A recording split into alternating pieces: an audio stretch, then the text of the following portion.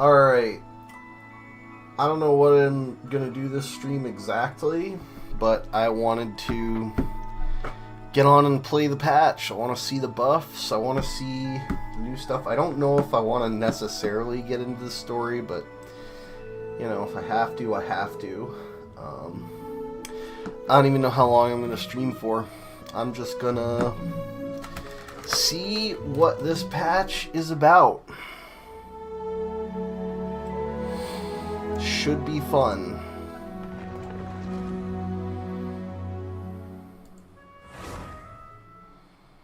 Make sure I've got the title right. Okay, the BARD is back. Yep. The BARD is back.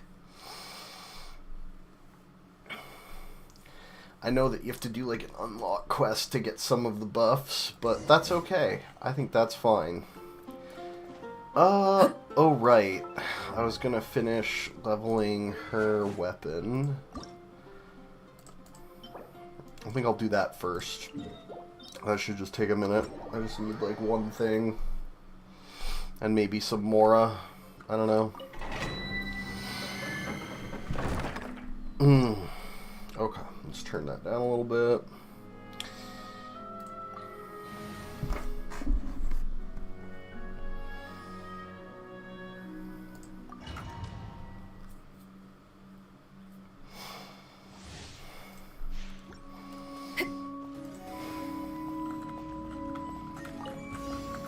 Overruled. Get out of here!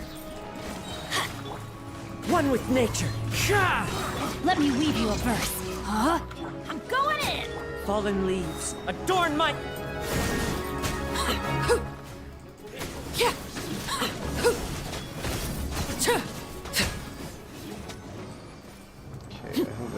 I think if I just do... I think just 20 will do it, right? Theoretically, I only need one of the,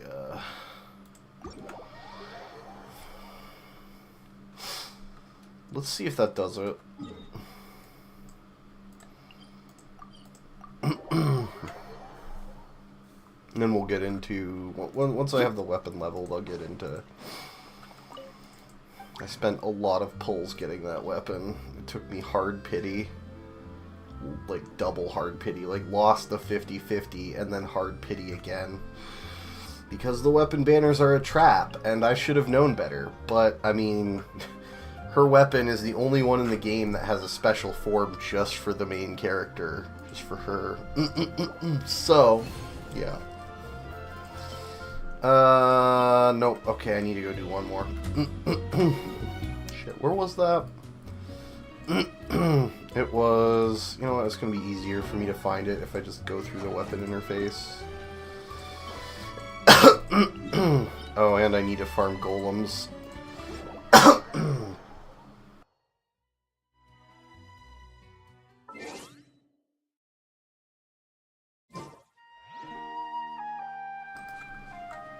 Sorry, early morning throat.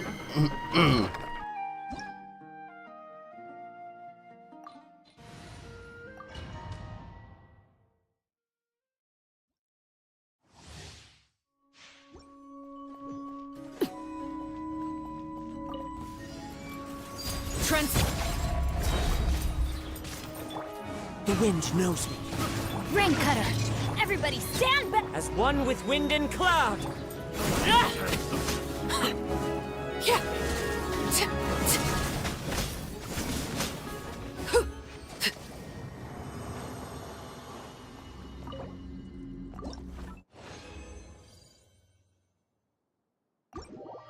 Okay, that will do it.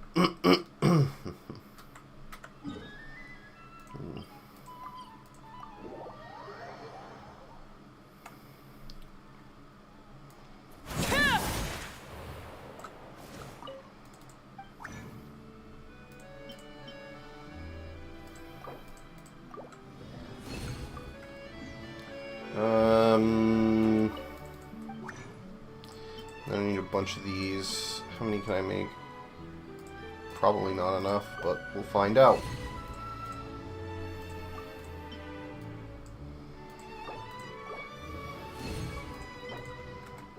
Maybe it is enough.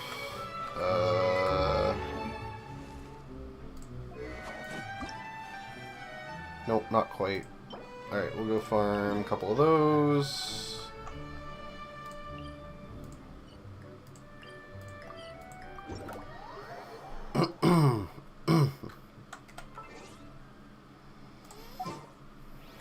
Oh yeah, we probably get some primos in the mail, huh?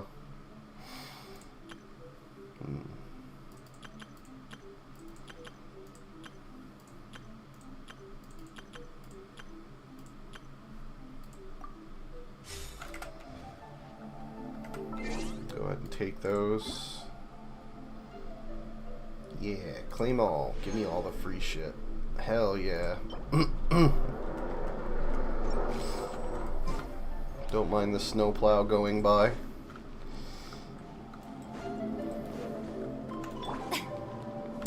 Time to shine! Strike a pop! Witness the power of Gugwa! Rain out! Let the mountain's veins boil! Bring it! Fire! Well, with... Hey there!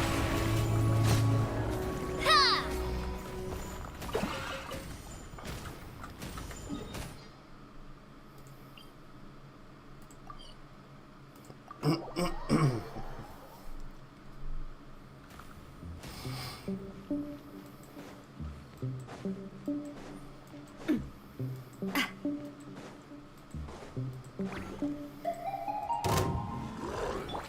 Rain cutter! Huh? Let the world come alive! Let engraved names echo! Ha-ha! Nah! Nah!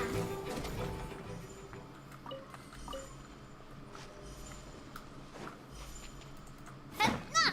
Ha-ha!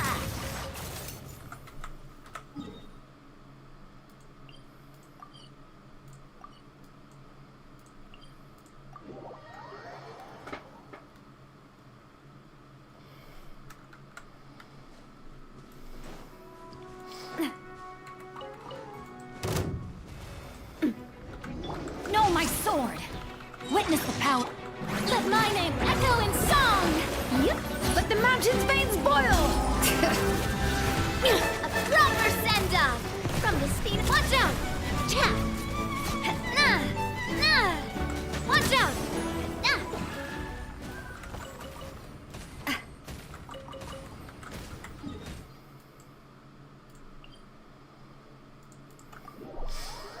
Yeah, I mean, I probably got enough, but we'll figure I'll just clear these out, because there's only like 6 of them, maybe 7. Nah! Rain cutter! Let the world come alive! Hear the echoes of the valley! A proper send-off! From the speed of... Watch out! Tap!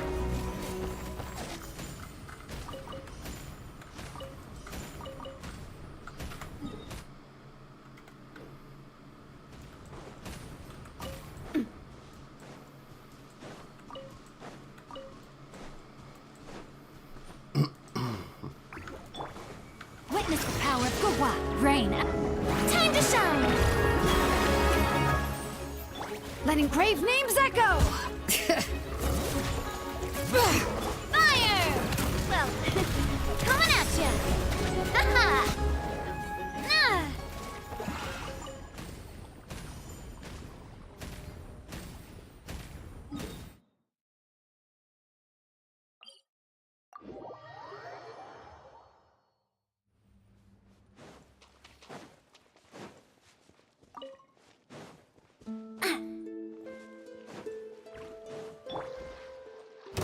Rain cutter! No, my sword! Shower me with praise! Let the world come up! Let the mountain's veins boil! Bring it! Watch out! Tap! Fire! Well, with rocks. Watch out! Ha! Nah!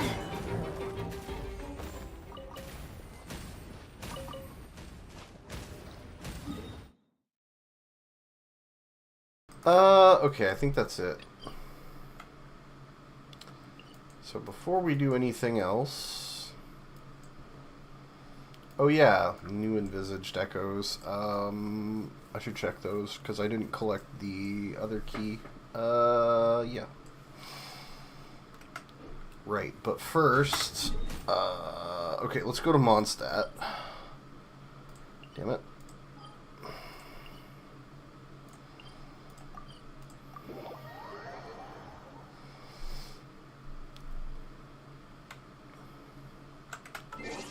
Switch my team back to Arlecchino.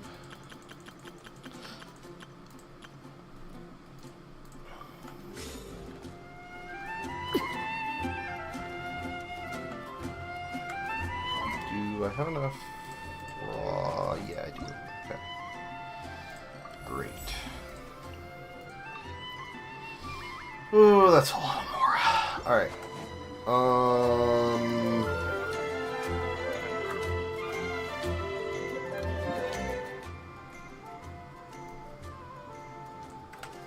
Okay, I know what I'm gonna do.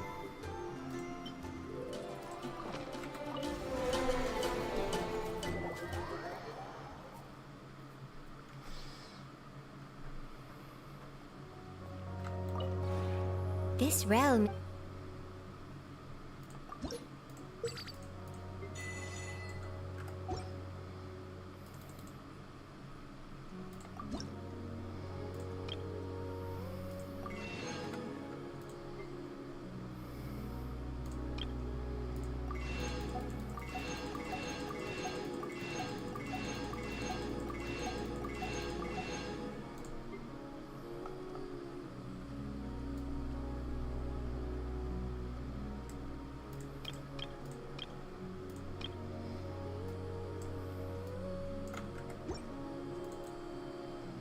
Actually, I should get these. I don't think I have 99, right? So, yeah. Okay.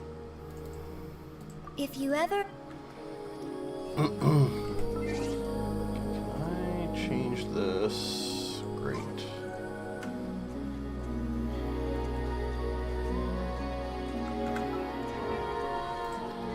Now, I should have enough.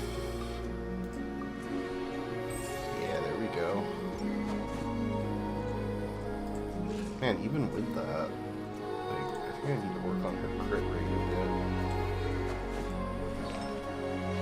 Oh well.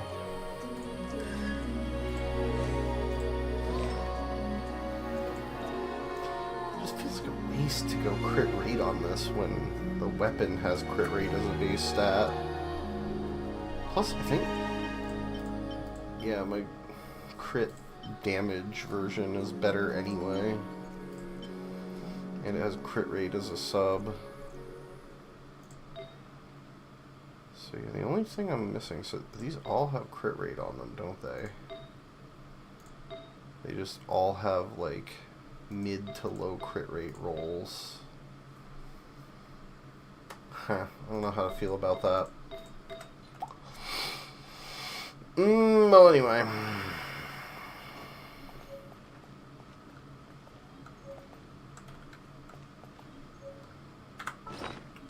Okay, let's go to...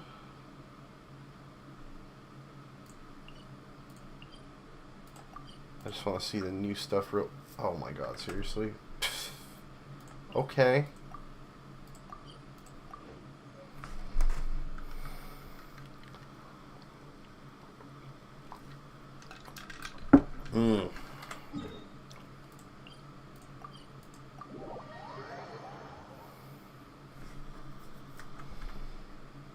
So, what are these new envisaged echoes?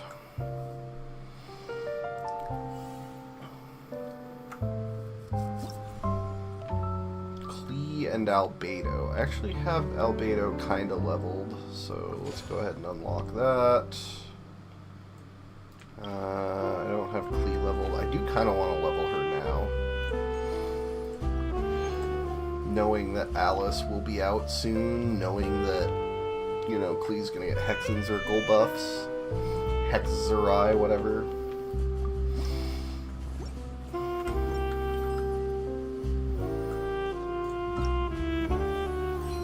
Also, wait, can I not choose Albedo for this? Oh, there he is. I'm kind of tempted to go for it, right? Okay, we've got new interlude quest. Durin's story.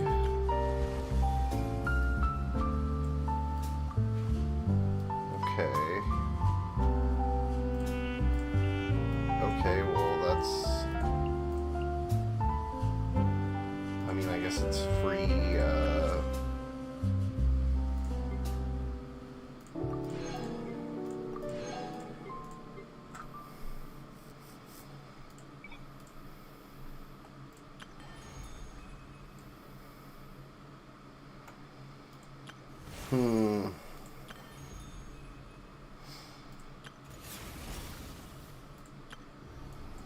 Okay.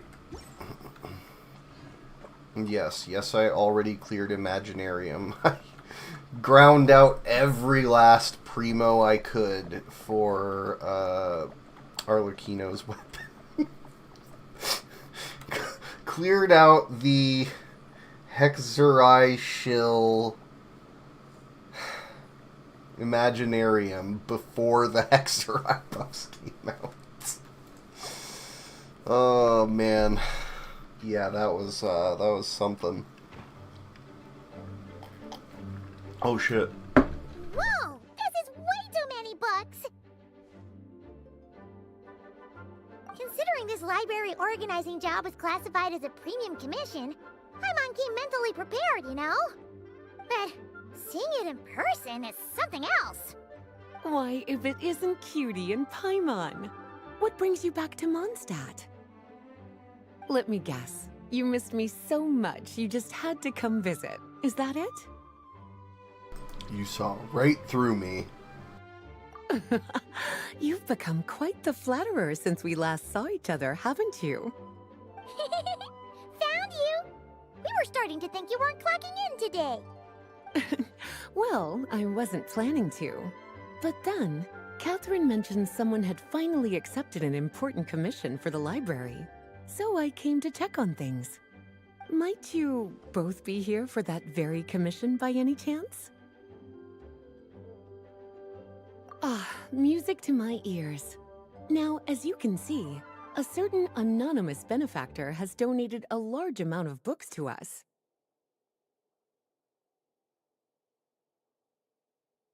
Imagine my surprise when a glance down the book list revealed that each one would be an entirely new addition to our collection. There are books of all different kinds, including quite a few that are banned. Troublesome, I know. So this wasn't an odd job I could trust to just anyone. And sorting them myself? My, what a headache that would be. It would take ages. All that to say, I'm very relieved to see you here. I would treat you to some tea, of course, but looking at the state of this place, perhaps another time, yes? Don't worry, just leave the commission to us. You're as sweet as ever, Paimon. Well then, good luck in here. I'll leave you to it.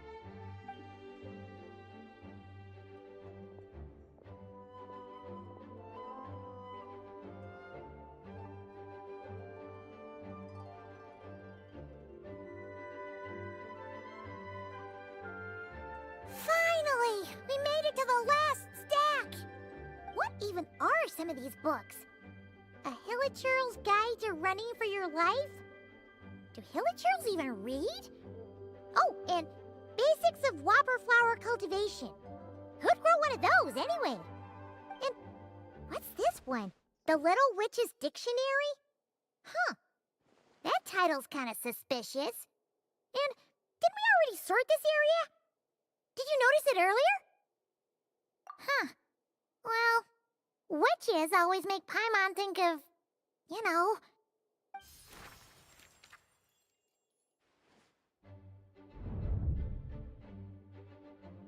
Yoo-hoo! Looking for me? Alice? How did you get in here? You must not have noticed, Paimon. I wasn't the one who barged in at all. When you opened that dictionary, you entered a mage's domain. What? Ugh! Paimon knew that book had issues. Have you ever read the storybook, The Little Witch and the Undying Fire, by any chance? No matter. At least in name, this book was written as a dictionary for the other one. The actual contents of the two aren't related at all, though. Ugh. That explanation makes things even more confusing. Oh dear. Where should I begin? You know the promise the Hexen Circle made to Varka at the Tripartite Conference, yes? Namely, that in Mondstadt's greatest time of need, the mages would return and lend their aid to the nation? Well, waiting around for danger to descend upon the land isn't exactly our style. Rather than a scenario where we jump in and save the day out of nowhere, it makes more sense to lay the groundwork over time. That's how M put it. Besides, who knows when such a crisis could occur? It could be in the next life, or even tomorrow.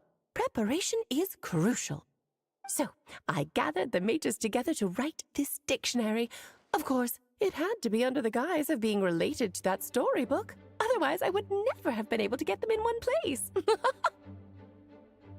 Well, we looked into Barbie's scryglass and came up with a series of tasks tailor-made for the people of Mondstadt. They're all in this dictionary.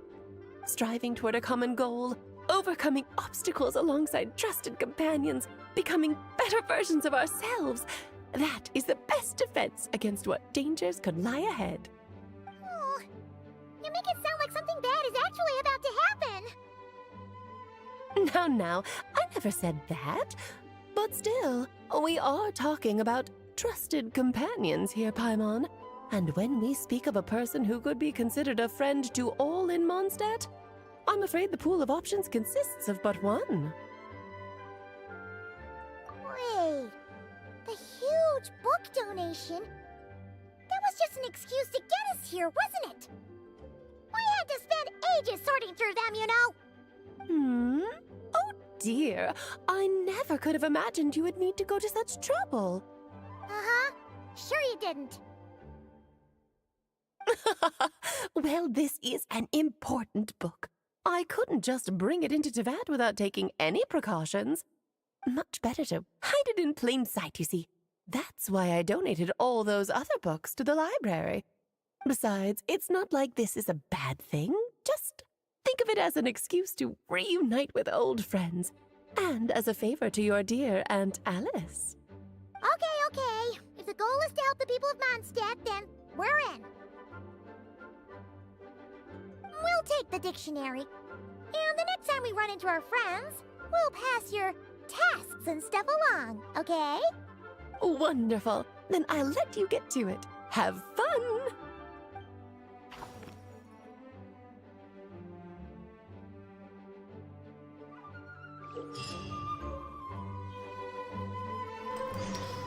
Complete Witch's homework-related quests to unlock additional talents for the corresponding characters.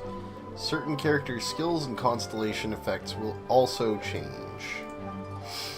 Each Witch's homework quest is focused on a specific character. Obtain the corresponding character and increase their level to 70 to unlock their related quest. Okay. I didn't expect to accidentally stumble on that, but that's cool.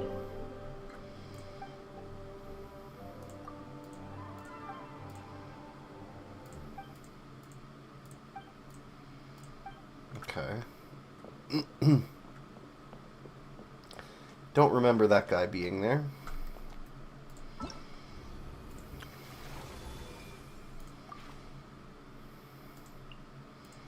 Well, I've got C6 all of them, so I guess it doesn't matter what I pick.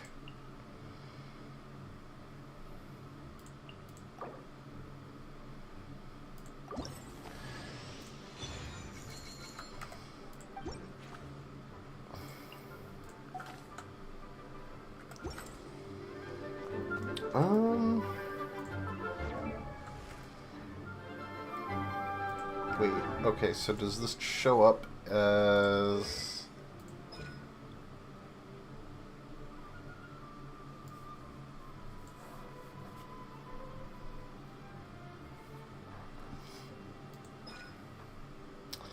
So, the question is, I know that they made some changes to the kits.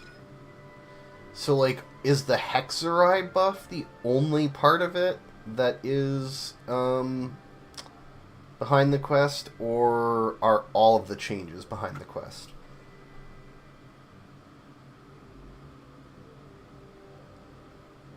Okay, it looks like it's all locked behind the Hexerai quest. I don't think that's a big deal. It would have been nice if it were...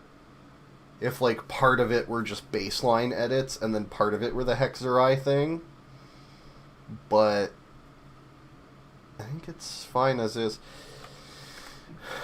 Yeah.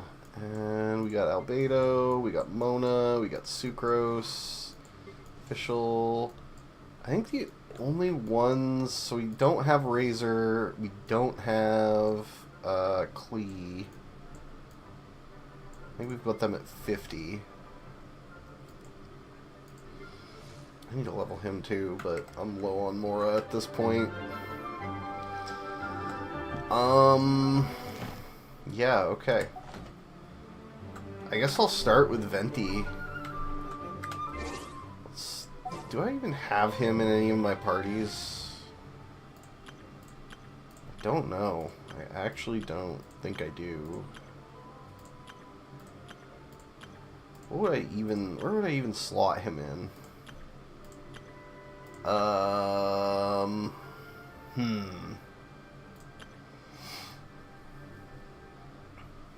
Okay, so let's think about like a Hexerai party.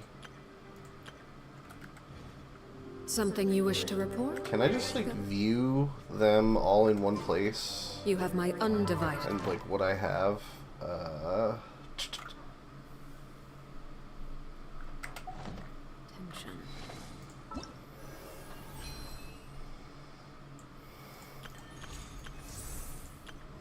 Oh, of course, it's not on the list anymore.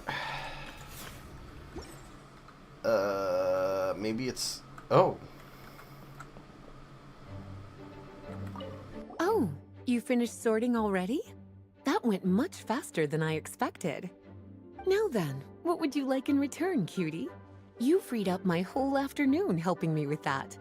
How about we spend it together? Ah, so you noticed too. Such strange names, and even stranger contents. Not to mention, this is the largest library in Northern Tevat, and I didn't recognize a single title on the list. I just don't see how that's possible. Unless... Actually, we just ran into... Trouble, I presume? I think I'll steer clear if it's all the same to you. Besides, if a book exists in this world, then there's a place for them in this library. Better for them to remain here than end up in the hands of someone more... suspect. Anyway, here's your payment. Thanks again for all the help.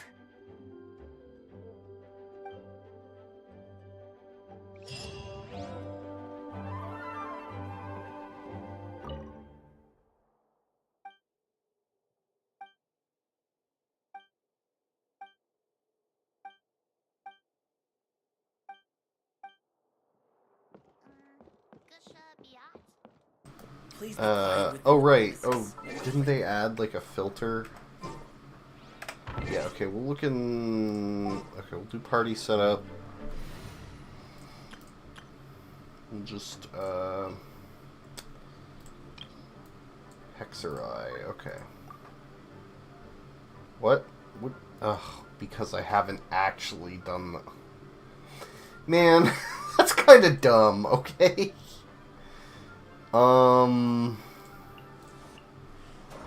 So obviously we're gonna add Venti. Give me a moment to compose myself. Who else are we throwing on this team? We need at least one other character who's gonna be Hexerai, even though they're not yet. I just want to have it set up.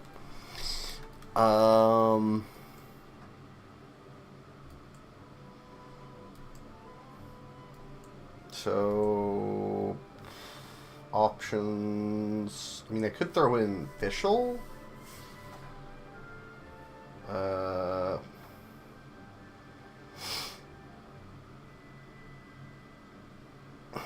I think even without the buff, Venti's probably going to be pretty good. Without the Hexer buff, but just with the baseline.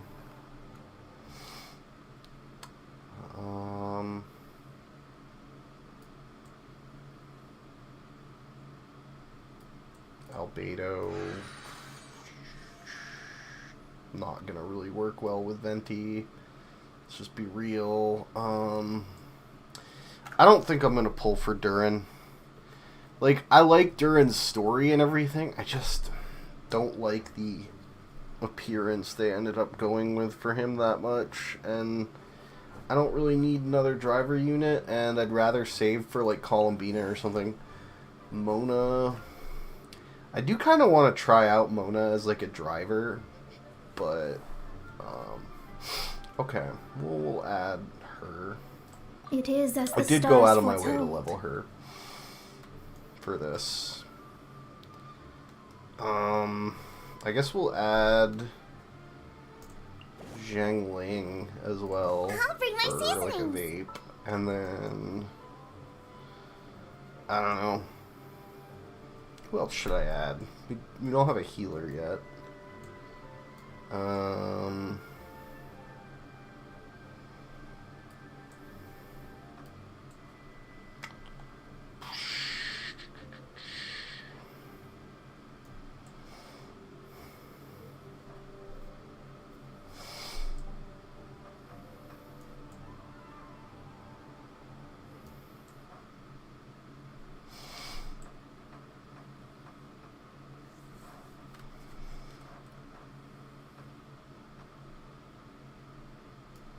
I mean, I guess I could always just go Bennett, the classic.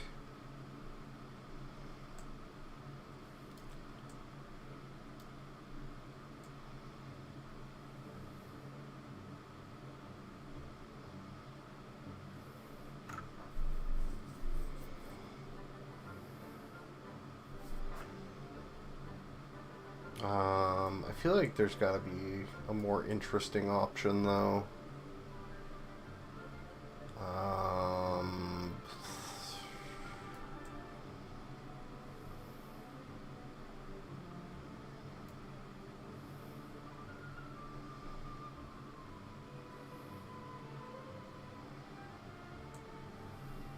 Double res shred?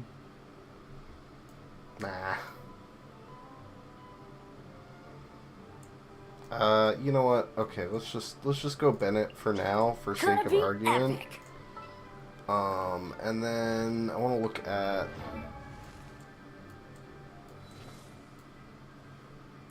oh god, it gets rid of the marker. Okay, well we're just not going to mouse over any of these guys. Okay, there's a list. Okay.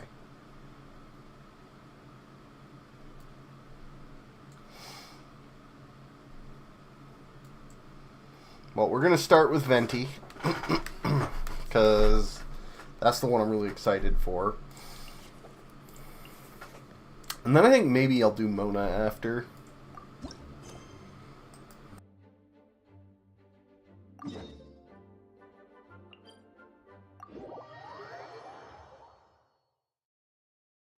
I'm pretty excited to see how this ties in with the little time isle off the edge of the map here.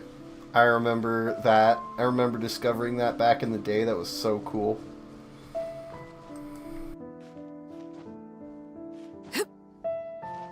All of the like lore videos and speculation around it. The goddess of time, like so different back then. Alright, let's see it.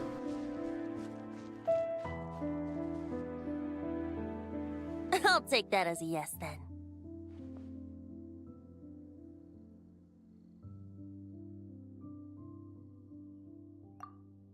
Ah, finally, you're here! Do you have a message for me from someone by any chance? There's not a single prophecy about you in that dictionary. That's what you were about to say, right? Oh? One moment, then.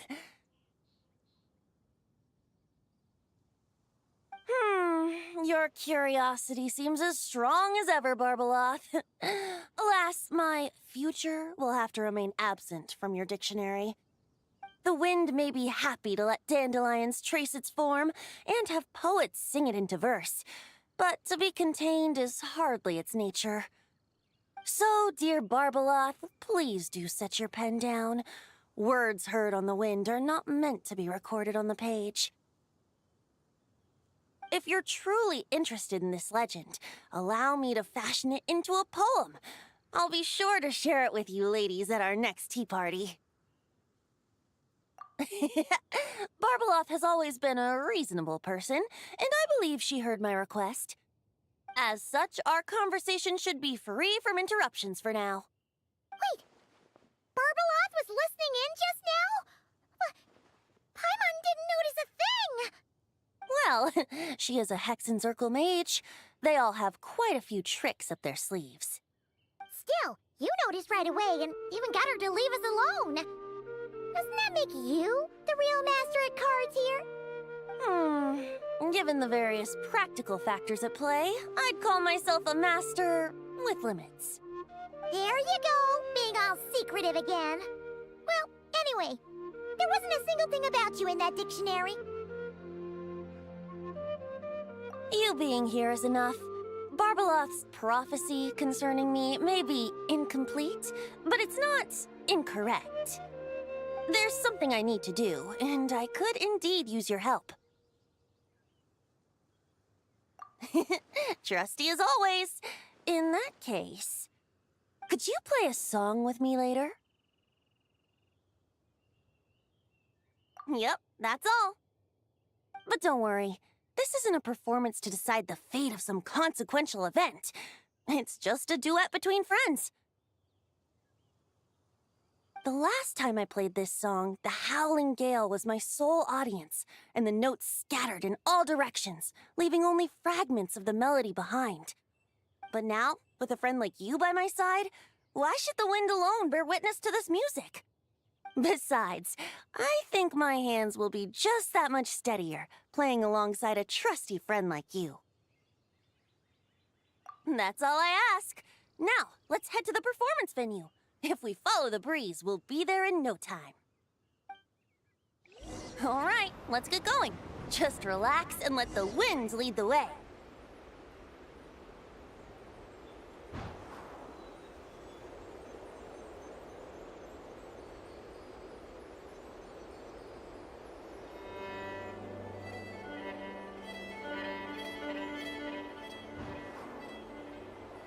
No need to hold your breath. In and out. Easy does it.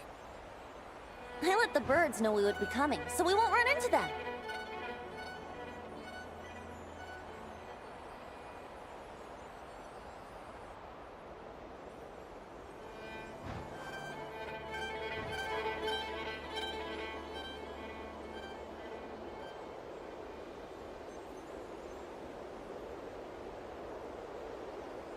Don't worry, it's just a little ocean spray. You won't get soaked. Ah, the delightful sea breeze. Go on, breathe it in.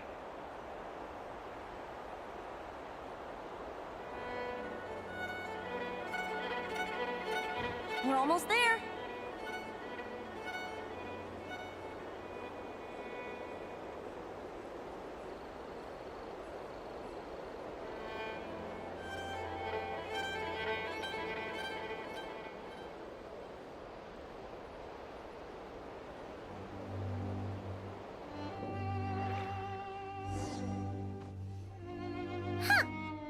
This island looks kinda familiar.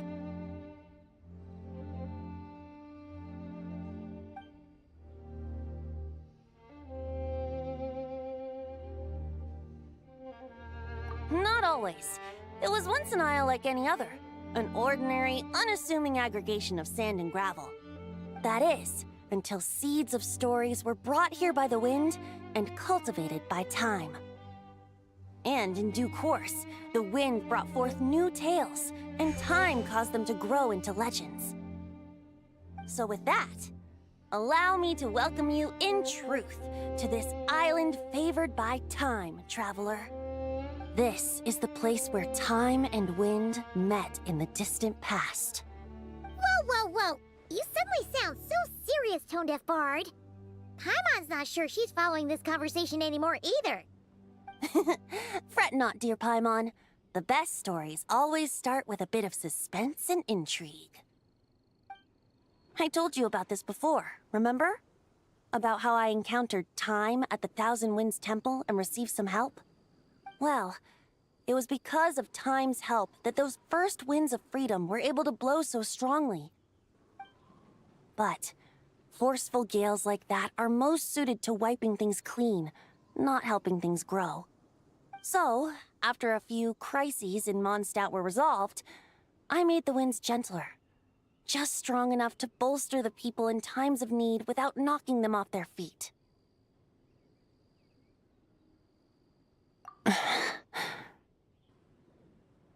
Shadows gather in the distance. I'm sure you felt it too. I've heard about the Pyro Archon's face-off with the ruler of death, Renova, and what happened to the Fatui Harbinger, the captain. And that's not even mentioning how abyssal activity has been encroaching closer and closer to Mondstadt. I fear the impending crisis may be beyond what humans alone can solve. In light of that, I need to be prepared. It is the Animo Archon's duty to intervene in times of need. As such, I, Barbados, will bring forth a wind strong enough to disperse whatever storm lies ahead. But if I whip up a gale of such strength in Mondstadt City, it would just turn the place upside down. Clothes, hats, the flowers that rest on people's balconies. That's why I chose to do it here. The place where I once offered an ode to time. Who knows? Perhaps time shows this island special favor precisely on account of my lovely, lovely music. Wait, so is this place really that special? It sure doesn't look like it. There's a tide that ebbs and flows, and a bunch of birds that come and go. It just seems normal. Time's impact on things isn't limited to what the eye can see. Think of it like a ripe sunsetia. If the outer peel remains intact, it's nearly impossible for the average person to tell whether the fruit inside is ripe. But even the tiniest hole in said peel will cause the fruit to rot, starting from that spot. Nestled in the hands of time, not one blemish marks this island's peel. Thus, time's influence on its very essence remains hidden to all. At the most fundamental level, of course, all things that lack time's favor will be erased at some point. But with the power that remains here, I can leverage time to draw a boundary around the wind. That way, the outside world won't notice a thing, no matter how powerful of a gale I whip up here. Of course, as the one requesting help, I should offer something in return. That's why I invited you here, traveler. So we could perform an ode to time together. Just let me know when you're ready. Oh, and I can lend you an instrument if you need one.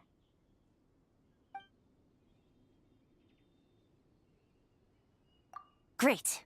Let's get started.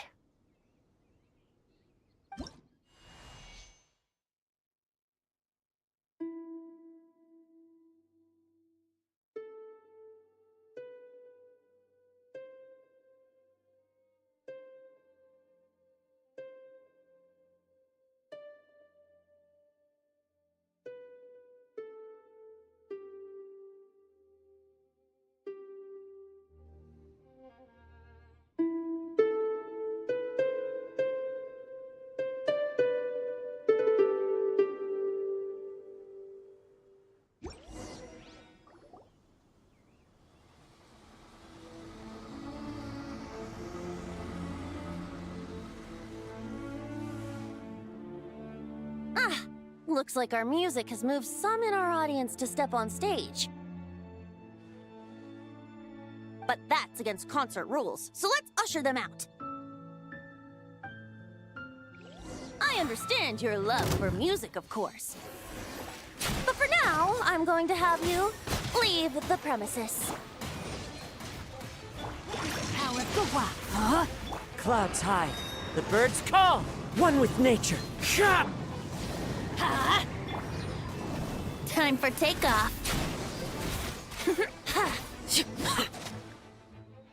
All right, that should do it. That was an exquisite performance, Traveler. Thank you. Ah, don't worry. That power was mine and mine alone. No external help was involved. Think of it like tuning a musical instrument so that it might play melodies lovelier still. Ha! So you do have some tricks up your sleeve. What else are you hiding, huh? Oh, Paimon. How many tricks could I possibly have? I only have 2 sleeves, after all. You know that's not what Paimon meant, tone-deaf bard. I have a feeling the wind is gonna be pretty strong today. We should head back to Mondstadt and tell people to hold on to their hats.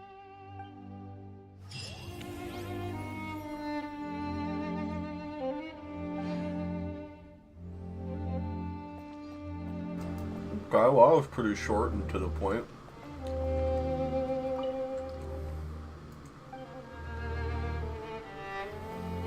Cool. Alright, so I can get the overview, but I'm going to read the actual talent.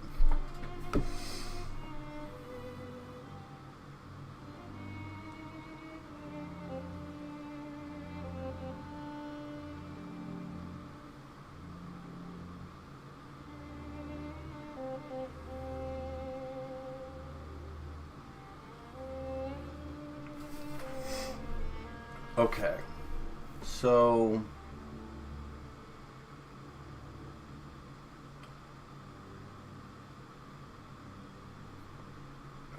after characters trigger a swirl reaction, that character's damage is increased by 50%. Mid-D Storm I deals 135% of its original damage. So the actual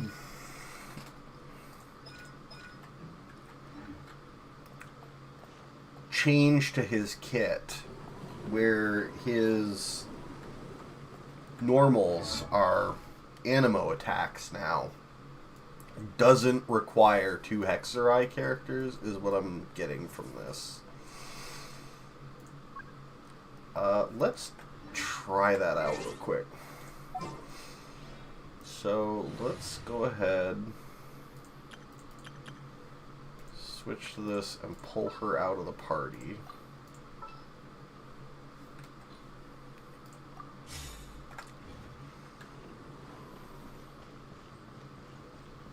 So, okay. Normals. Alright, Think you can get away? Yeah.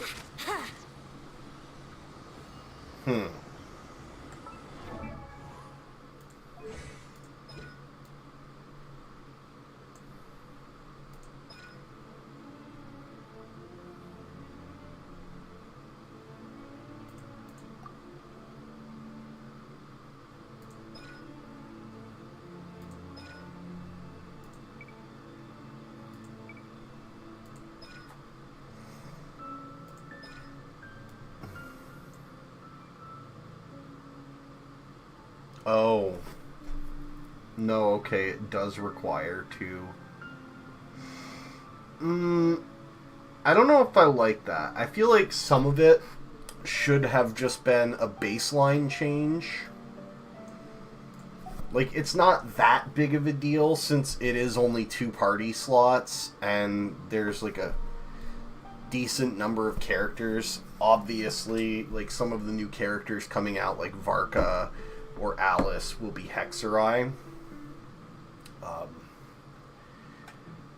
Yeah, it is kind of a little disappointing that that part is also locked behind the party buffs, but I mean, we saw this coming with Moon Sign. Alright, yeah, this is probably like the most useless. Anyway. So we can actually look at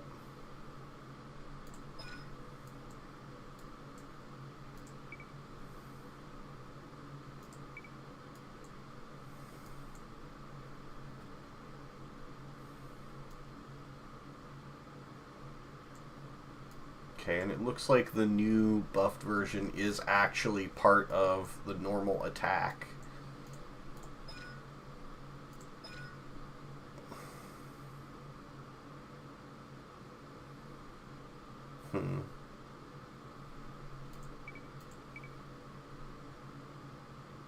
Oh, constellation levels, I see. Okay.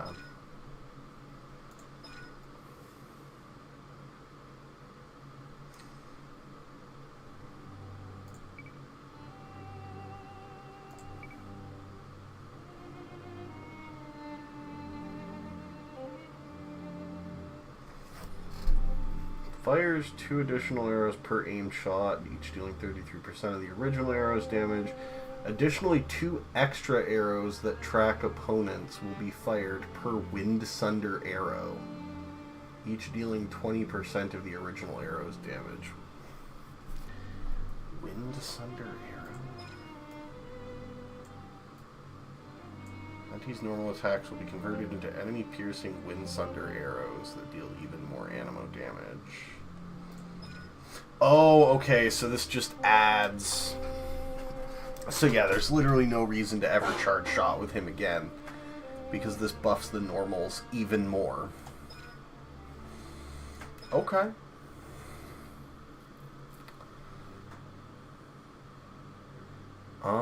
And now he should show up. Let's go ahead and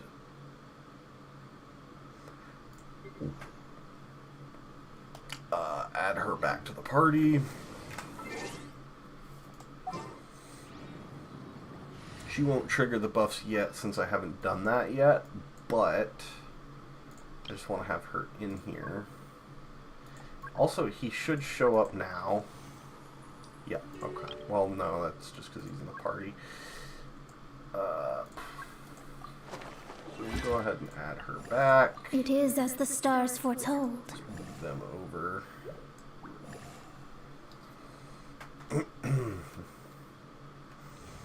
Yeah, I think we'll do her story next.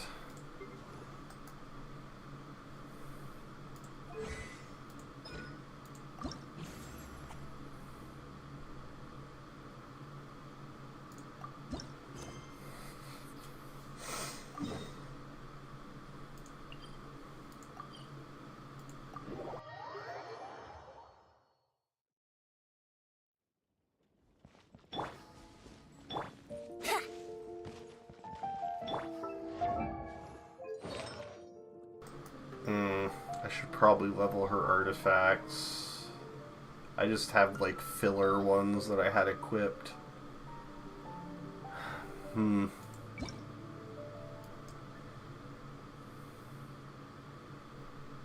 mean, I know that she's generally played as a support, but I do kind of want to try the driver style. It could be interesting.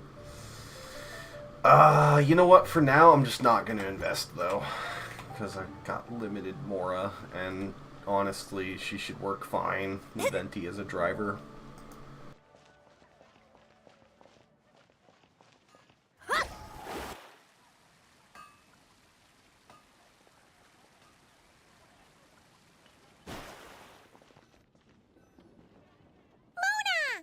We have something for you. Oh, Traveler Paimon! You're full of energy today. You have something for me, you said? Is it some quick and easy way to make Mora by any chance? Well, actually, it's some kind of task from your master. Yeah, that's a hard no. But I guess I don't have a choice, huh? An enterprising spirit is important and all that. I just know it's going to be torture, though. I know that old hag all too well. Why don't you just take a look first? Huh. This book doesn't seem so special to me. Whoa! Letters just fell out of it. Oh, maybe she's trying to reconcile with you? No idea. Either way, it looks like I'm supposed to open these 3 letters in order. Well, let's start with the first one. If this is her task, it should be okay for us all to read. Come on, let's see what this is about. Oh, how long it's been, my student. I'm afraid to report that getting up and about is becoming harder and harder these days. Oh, the sympathy card. She could have tried to make it sound a bit more genuine at least. Remember when I would chase you and you would run for dear life, trying to use that hydro phantom of yours to distract me? Oh, seems like it was just yesterday. Now you're off on your own, and I laze the days away in my rocking chair. I really should get some exercise again. Well, then get it some other way, you old hag. Now, I'm sure you're curious as to the purpose of this letter. And to that, I say this. If you want to learn how to predict the fate of an entire kingdom, or even the entire world, head to Sumeru and search for the gate to an underground kingdom. Once there, open the second letter. Huh. But she knows how to lure people in, that's for sure. Is she serious about passing on her secret technique? Guess she really is getting old. You two have such a weird dynamic. When you talk about sentimental stuff, you fight. But when it comes to dry academic stuff, you get all emotional. Anyway, this gate to an underground kingdom sounds familiar. Wait, you've heard of it? Yeah, it should be the same one we're thinking of. Perfect. I don't even need to investigate then. Oh, that means no hired guide, no lodging, no shelling out Mora left and right. Come on, there's no time to waste. Let's go. And since you didn't mention a transportation fee just now, Paimon's guessing that means... Yep, same method as usual. Let's go.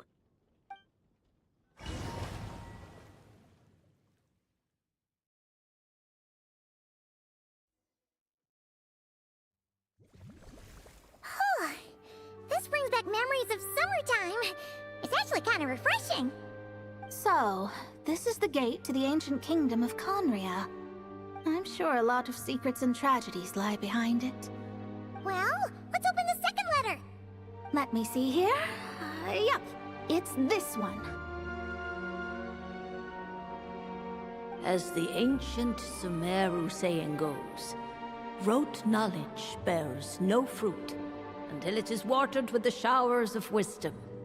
With that in mind, there is a phenomenon in this land known as the Sign of Apausha. It is a celestial mark that burns in response to an all-too-ardent desire for the truth. In that sense, perhaps it's more fitting to call it a sign of truth instead.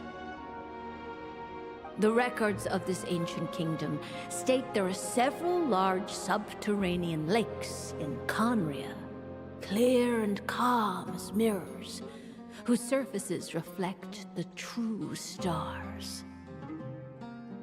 This is because the sign of truth created in the water is able to bypass the false sky and connect to the outer universe. I had no idea. To observe the gravitational forces and influence of celestial bodies, one must be able to see past the false sky. Only by obtaining these cosmic parameters can one predict the fate of this world. Now, my task for you is as follows. Open a sign of truth in front of the gate to Conria. The rest is a bunch of stuff about the ceremony the old hag came up with to summon this thing. Yeah, all these planetary trajectories and runes. Paimon's not even gonna try to make sense of it. So, what do you say, Mona? Are you gonna attempt it? Well, I hate to admit it, but it looks like the parameters she came up with could work. Frankly, this prospect is quite exciting, and heading back now will just cost me another night of lodging, so no better time than the present. Emissaries of the enduring stars, wanderers over ecliptic and equatorial plains, radiant celestial brethren. Traverse the twisted paths of the cavernous void. I, Mona Magistus the Astrologist, invoke the power of Hydro to balance the scales.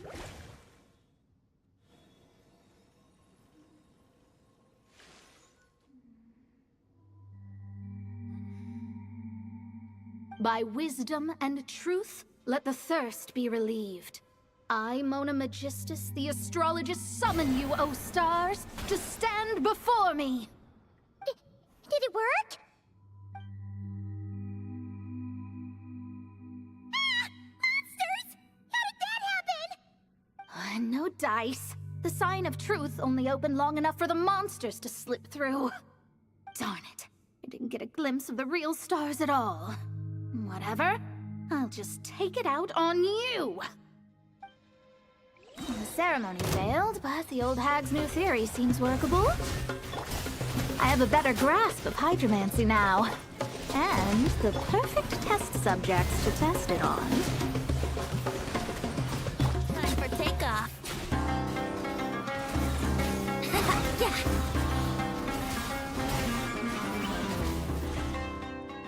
Phew! That's that. Well, the old hag said to open the third letter once it was all said and done. But I couldn't make it work. So, should I still open it? You know, Paimon thinks she understands your dynamic a lot better now. Look, she didn't say you had to successfully complete the ceremony, so you can open it. It'll be fine. I guess. All the same, I doubt she has anything nice to say. If you're reading this, it means you attempted to open the sign of truth.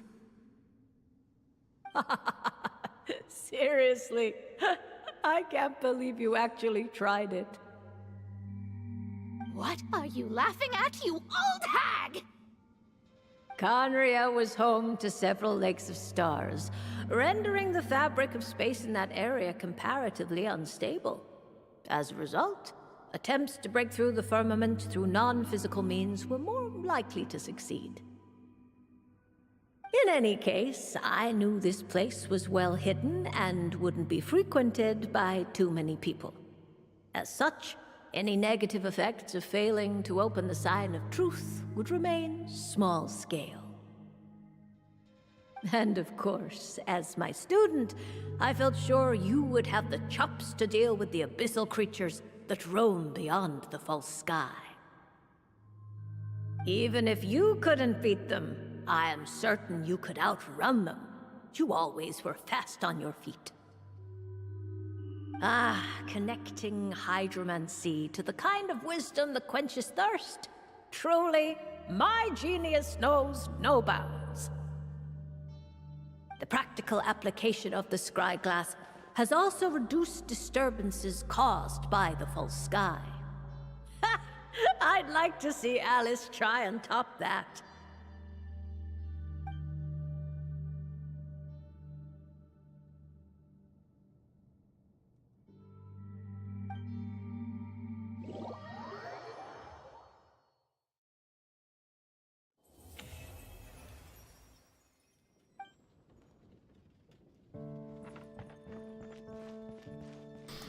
Okay, well, that's interesting. It's cool that that's the gate to Conria, and it's hidden under Sumeru. Which kind of begs the question, if it's physically under Sumeru,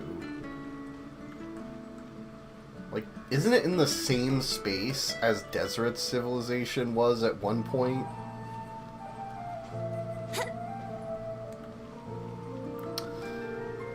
I don't know. I feel like there's definitely some wibbly-wobbly, timey-wimey stuff going on with the history of Tevat.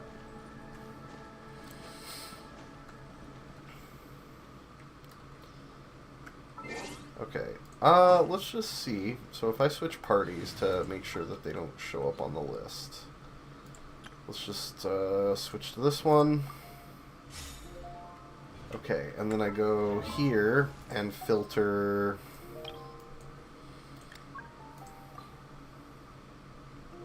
Yep, okay, they both show up. Cool.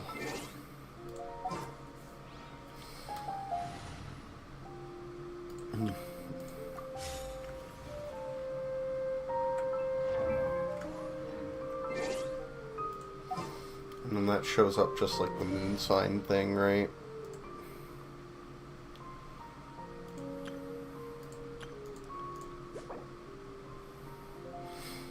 Okay. So I forget exactly how her kit works now. What does that do?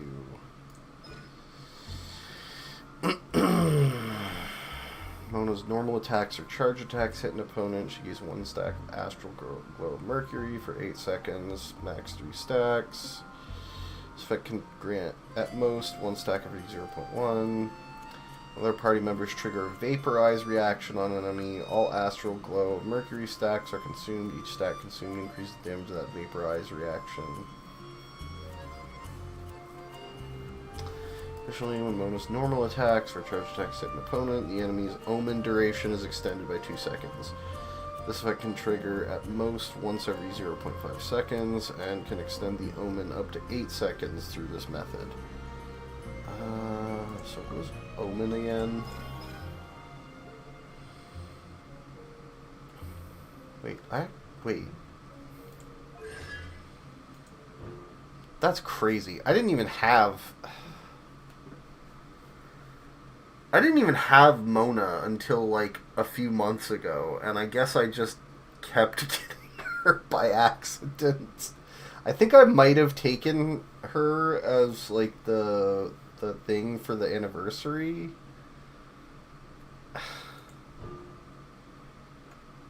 Okay, well anyway, let's read what those actually do. So Omen is the buff from her thing, right? Applies Omen, traps opponent in the pocket. Destiny makes them wet. Renders weaker opponents immobile. When an opponent affected by illusory bubble sustains damage, it has the following effects. Applies an Omen to the opponent, which gives damage bonus, also increasing the damage of the attack that causes it. Moves the illusory bubble, dealing Hydro in the process. During its duration, increases damage taken by its opponents. Okay. And that talent extends it by... So the baseline... Oh, the duration increases with level 2, so I really should level that more.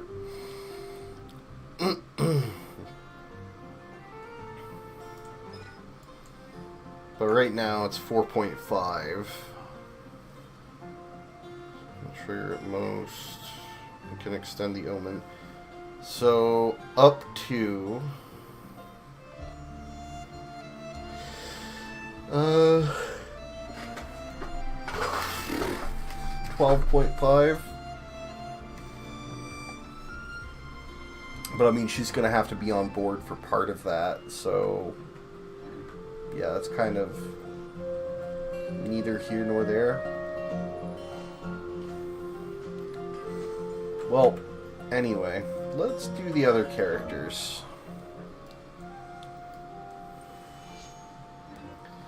Is there like an interface I can go to directly for this? I mean, you would think so, right?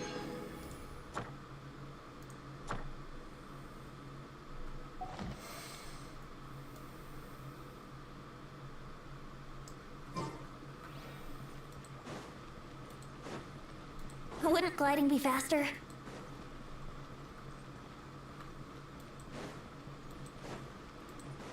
Reboot. Add. Thank you for completing. Add Astra.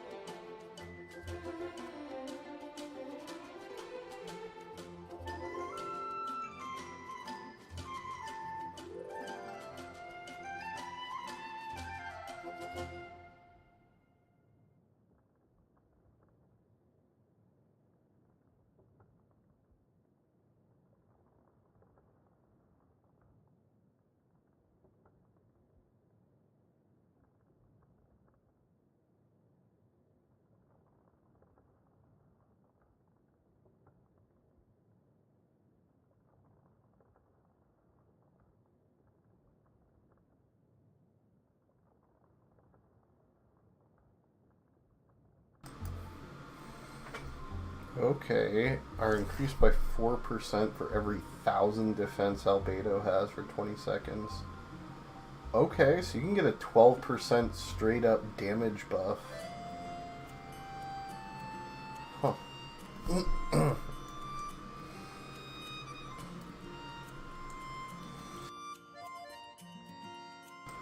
And it's a 20-second duration. Okay, so you definitely should fully build him for defense. Definitely need to get his constellations so that his solar isotomas scale with damage, scale with defense as well. That's crazy.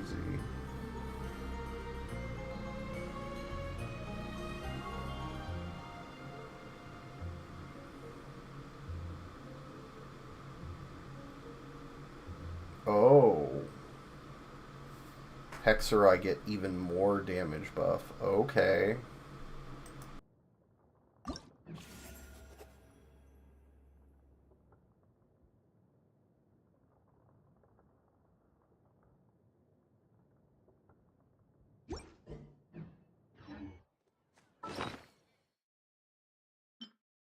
Okay, that's where you can view it.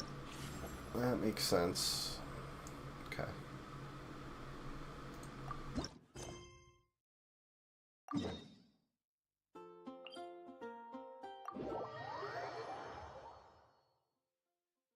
Let's wait till the snow gets heavier and have a snowball fight.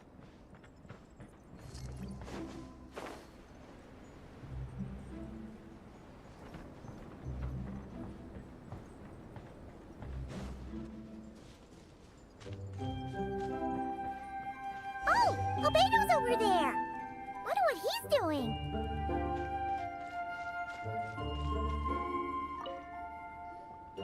Hey, Albedo. Thought we'd find you here. Oh, are you painting? Yes, I finally have a moment to myself. So I decided to pick up my brush and get some practice in. Indeed. Of course, thanks to your help, and my fellow knights, that matter was resolved with little issue. In addition, I was able to complete the final task my master left for me. I couldn't have asked for a better outcome. Sucrose has been advancing swiftly in her studies too. She can tackle many alchemy projects on her own now. The Knights of Favonius don't have any duties for me at the moment either. No responsibilities, no tasks, no problems to resolve. It's not. It just feels strange, not having to rack my brain for solutions to all manner of problems. To be quite honest, I'm finding the idle life a bit hard to get used to. I keep finding myself considering if there might be other issues that need solving. But, unfortunately for me, Mondstadt seems perfectly problem-free at the moment. There's nothing wrong with enjoying a bit of me time. Nothing good comes from working yourself to the bone. But if you're really that bored, you can come hang out with us. Paimon will teach you the true art of doing nothing. Well, I suppose I should learn from the best. Traveler, don't say things like that. You're gonna jinx us. Strange to see you so idle, Albedo. But considering that you've completed Master Rhindaughter's final task, I suppose you deserve a break. See? What did Paimon tell ya? You asked for trouble, and here it comes. Sabas, what are you doing here? Yes, he's also one of my master's creations. I suppose that makes him a family member of sorts. Don't you take that tone with me. I'll have you know that I alone keep that giant house in order as its butler. And yes, that has meant dealing with the assorted collection of vials and jars that you and Master use, washing them, drying them, all that work done by one cat. Wait, you're a butler? How does that work? How do you handle vials and stuff without, you know, thumbs? How do you stay afloat in midair? Huh? It's just something Paimon's always known how to do. Housekeeping is the same for me. Such facts are not up for question, and shall receive no answers. Hey! You're not allowed to say the same answer that Paimon said!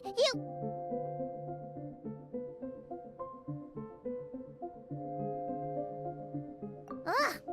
Sure. But don't expect Paimon to listen to his rambling. Allow me to get to the point, then.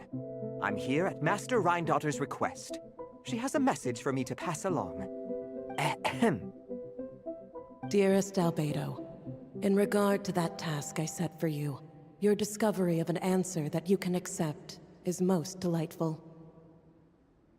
Alas, once a problem is solved, mulling it over in one's head loses all meaning.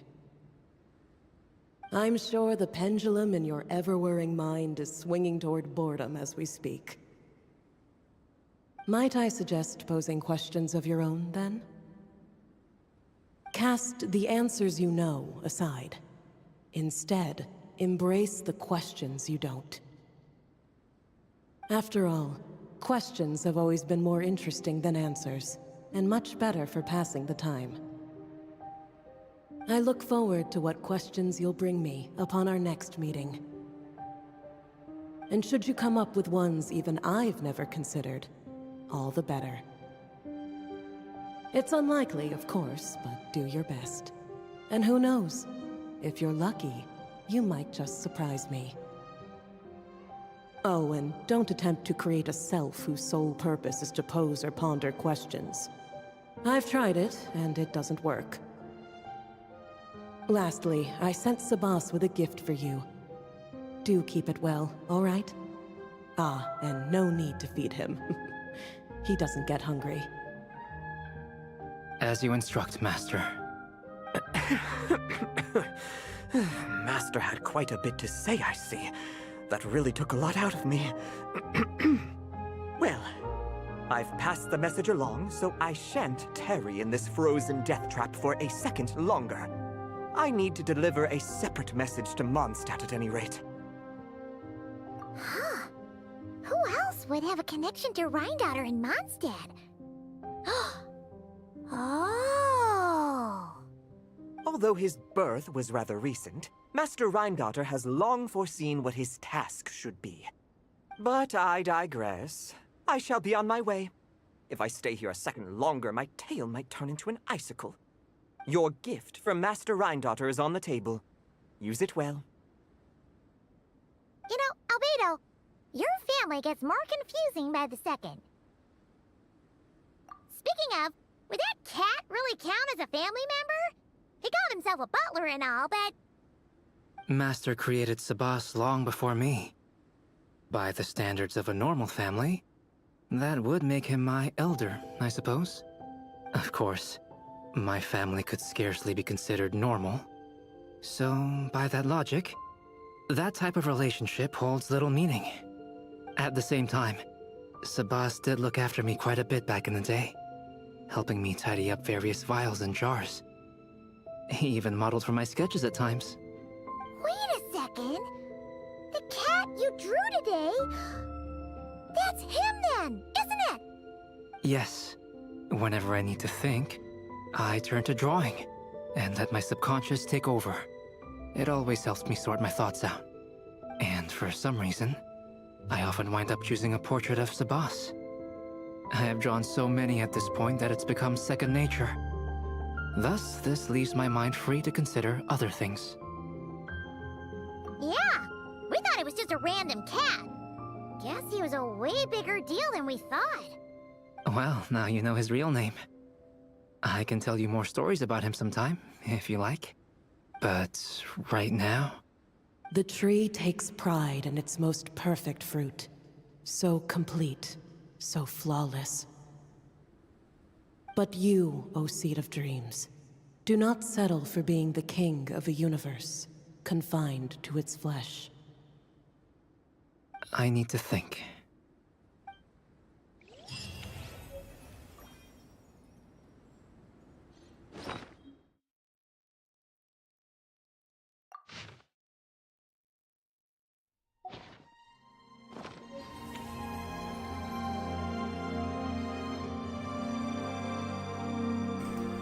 Okay.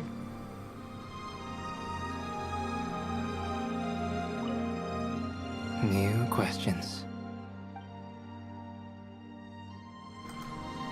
Well, that was... I mean, the other ones, we at least got, like, a little combat test.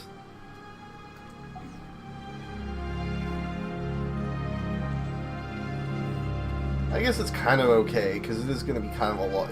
For people that have all the characters, like, unlocked and leveled up, it would be kind of a lot, but... Still, I feel like we could have gotten a little more. Well, anyway...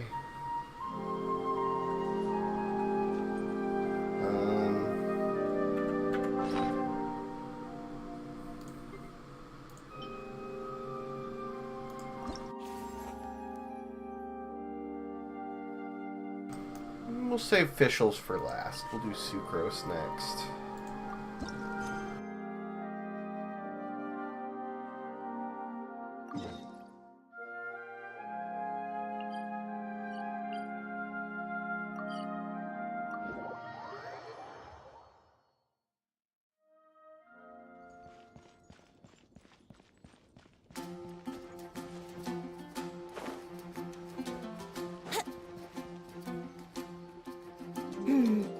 Given previous results, I should make a few adjustments to the experiment and ensure that the materials and equipment are all in order.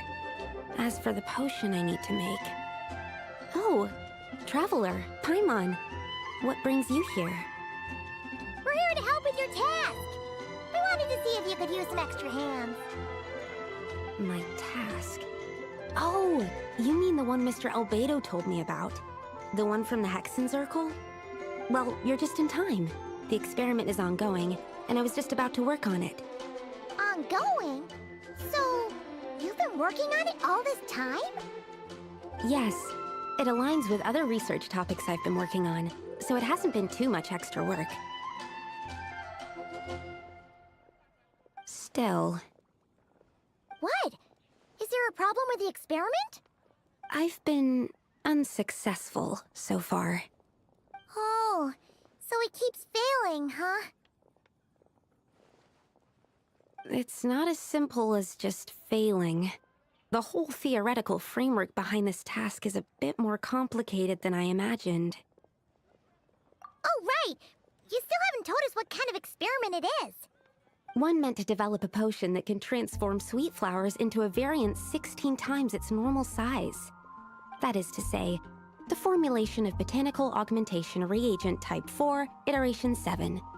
As you can probably guess, this is my 7th time running the experiment. Wow! So, basically, we need to make growth serum. Or the 7th version of one. Well, yeah, that's about right. This is my 7th attempt. But I didn't make many adjustments to the formula this time, because both the theoretical principles behind this experiment and the products of the process prove there's nothing wrong with it. But you haven't decided yet, right? Yes. I'm thinking that it's not my current formula that is wrong, per se, but rather, some other key element is missing. Oh!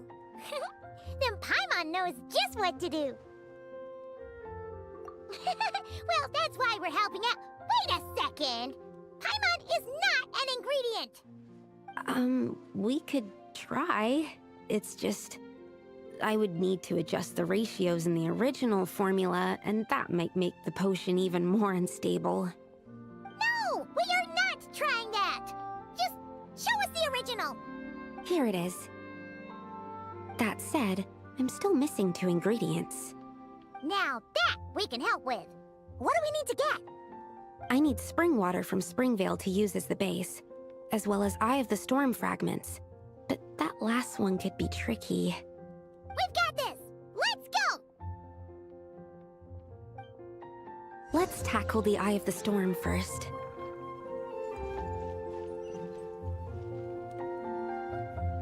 Am I crazy, or did they just like... I... Hold on.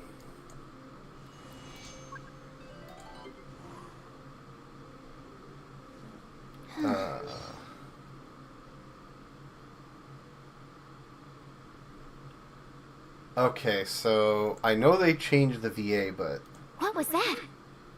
Oh, it's gone. Can I go I just need a moment to quickly take down Yeah, some it notes. sounds completely different. Like, didn't even try to sound the same. Holy. It's not bad or anything, just... Yeah, very different. Alright, let's keep...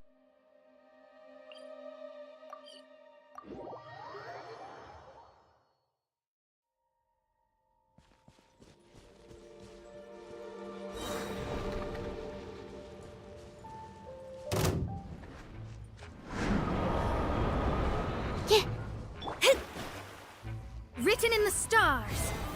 Shadows of fate. You're toast! Boba, get... Teamwork is dreamwork. Animal hypostasis emulation. Stand clear.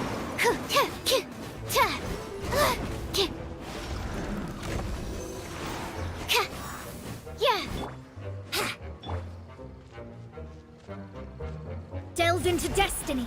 Out of the frying pan, into the fire! Huh? Think you can get away? Yeah!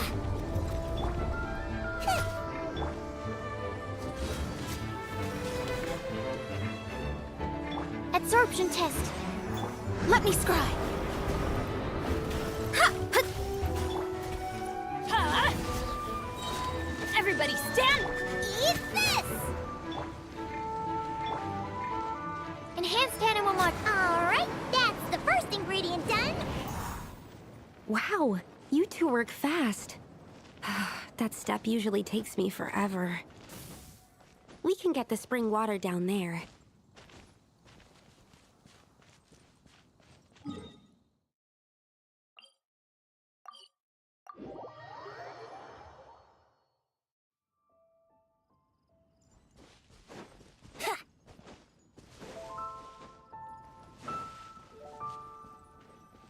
The high quality of Springvale's waters makes for a stable potion-making ingredient.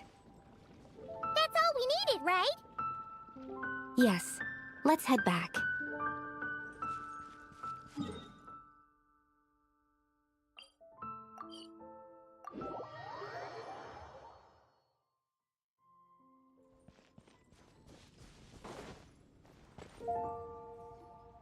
All right, the ingredients are ready and the cauldron is just over there, so we should be good to go. But, Is something wrong? no. It's just... Do you mind if I watch from the side? Just for the purposes of accurate recording, I mean. I know lots of people don't like being scrutinized during experiments, so... Thanks. Then, I'm ready to go whenever you are. I'll make sure to take detailed notes, too. So, are you ready to start the experiment?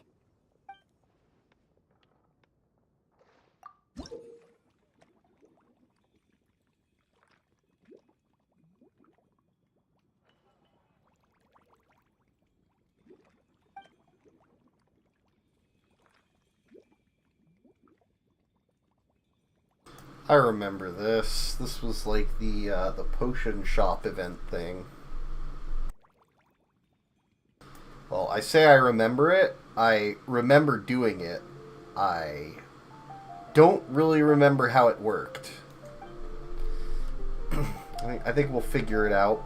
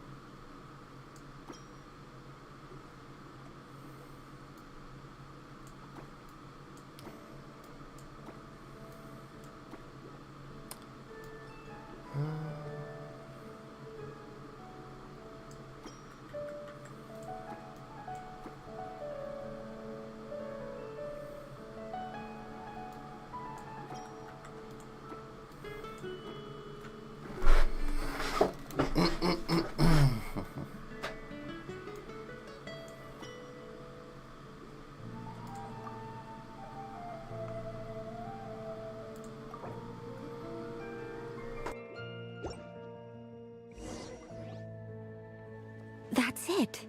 Your execution was perfect. Really? Yes, I don't see any flaws in the brewing at all. Let me extract some and test the product's composition. One moment. Yes, like I said, flawless execution. The potion is perfect. It's exactly what I was expecting. So? Was the 7th time the charm? Upon examination, it seems identical to the previous 6 iterations. Oh! Wouldn't that make the results identical? Not necessarily. Experimental outcomes can differ even with similar variables all around. You never know what the result will be. That's what makes experiments valuable in the first place. Come, let's test this thing out. I planted some sweet flowers beforehand which we can use. We just need to douse them with the potion and see what happens.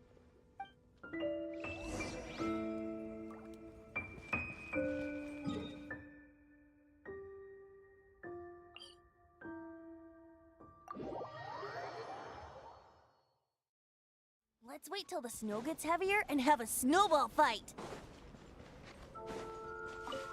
Alright,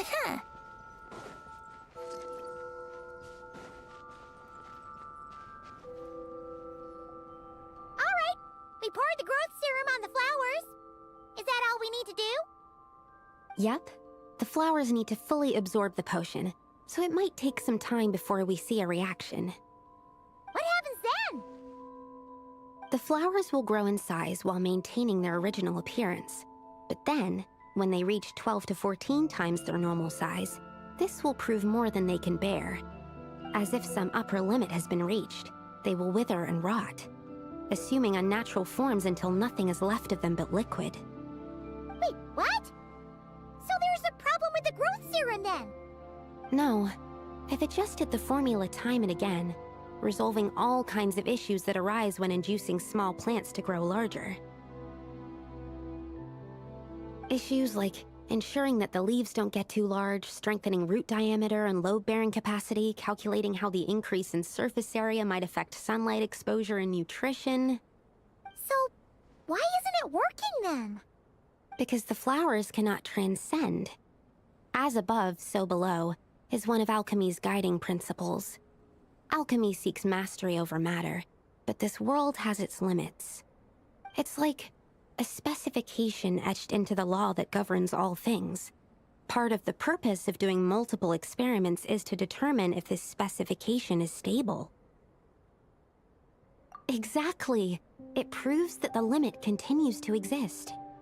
Okay, this is all a bit over Paimon's head, but basically, you needed the experiment to fail to prove that the limits and borders in this world are stable? Oh, what a weird experiment. Huh? Looks like one of the flowers is reacting. Wait a second. That's not a sweet flower at all. Careful! It's a whopper flower. It must have absorbed some of the potion. Wait, but that's happened before, and it's never gotten this big either. Can this mean... We can talk about this later. Let's get rid of it first.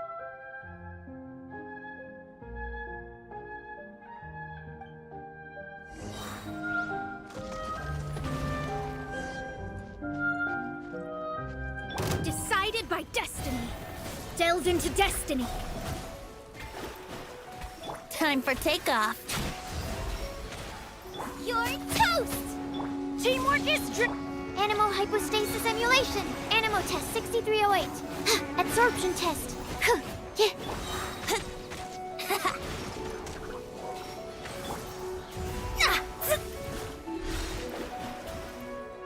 Boba, get them! adventure. Stand clear. Enhanced animal module. Think you can get away? Yeah.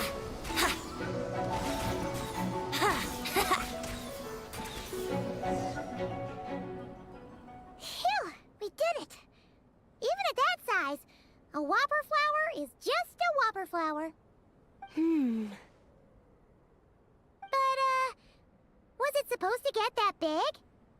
I could only make a rough estimate during the battle, but it looked at least 16 times its original size, maybe even larger. This means that the experiment worked. Wait, but isn't that a good thing? I'm still not sure what the implications are. But if further attempts succeed in reproducing this result, that means that something's different. Perhaps the limits and laws of this world are changing due to some unknown factor.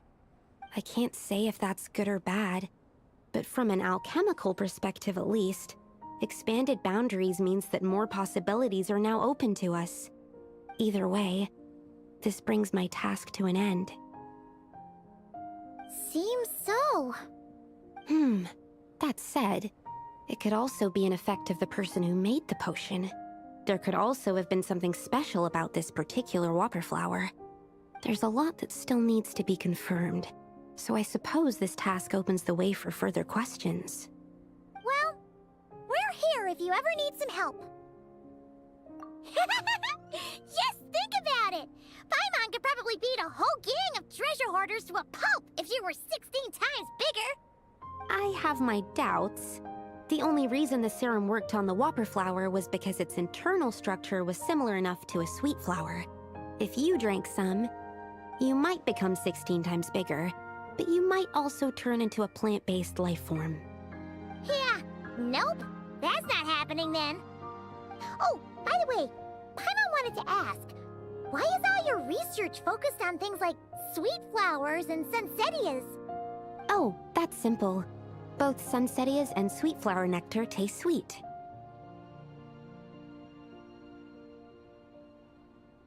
So in that sense, accidentally making a whopper flower 16 times bigger comes with a hidden benefit.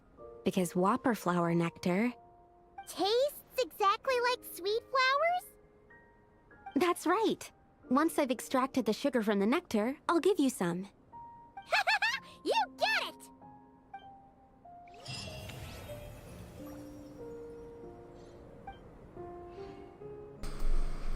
Okay, that has some interesting lore implications. If the laws of the world are changing,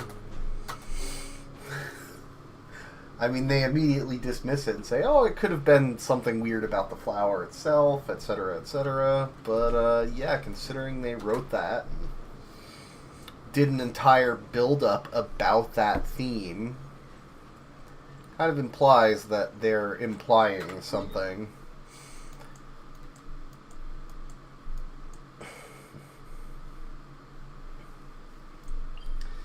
Alright. Also, it's interesting how we got a much more in-depth quest for Sucrose than we did for Albedo. Like, we had multiple stages. We got, you know, we fought the Eye of the Storm, and then we did the little potion shop event thing. That was kind of cool. Albedo, we just go talk to the guy for 10 seconds. I mean, maybe it's because she's a 4-star, and I think one you potentially get for free, so they kind of expect everyone to have those, so they focused more on the writing and story for those. Because, I mean, when's the last time Albedo ran? I mean, I know he's run a few times, but yeah.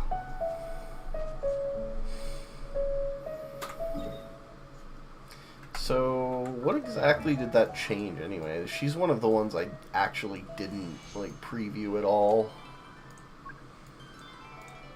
So, what does this do? After Sucrose creates a small wind spirit, nearby party members, normal attack, charge attack, plunging attack, elemental skill, elemental burst damage, are increased by 5.7142. Hold on.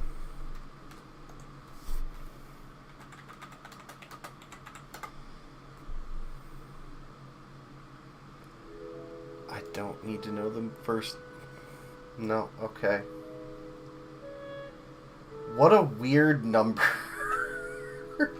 Why? Like, what? Huh? It must be... Huh? Okay, hold on. After Sucrose creates a large wind spirit, nearby Hexorite party members, normal attack, charge attack, blah blah blah.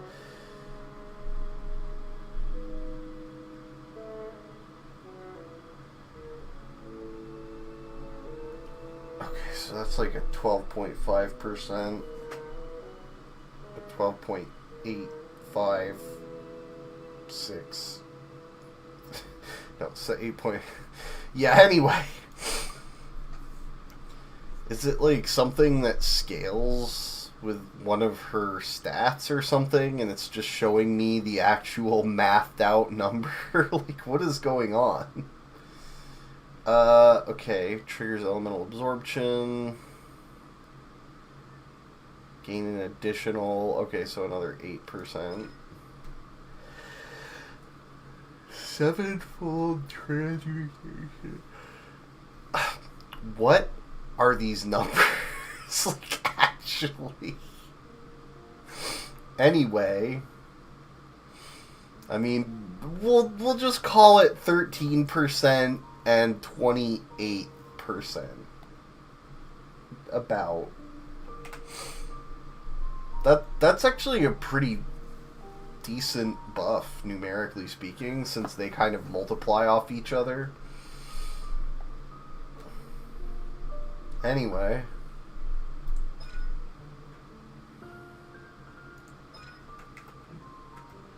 Right now, I wish I was sitting at the top of a tree, looking out over a meadow, cider in hand.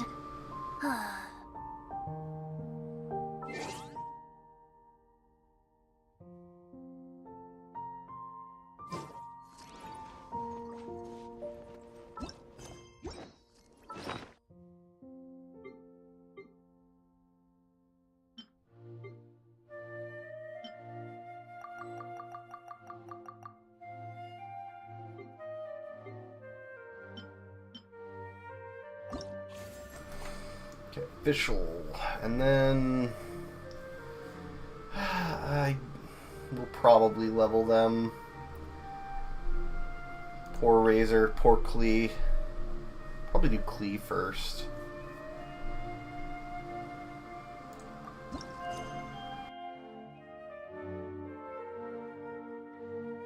Alan Smithy, author official. Huh.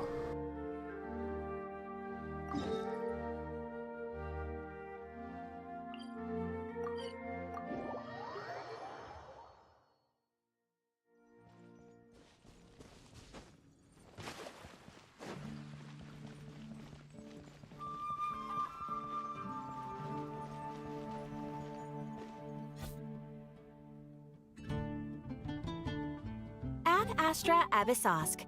Greetings, traveler. Hey there, Catherine! Oh, and Oz and Fischl are here too! What a coincidence!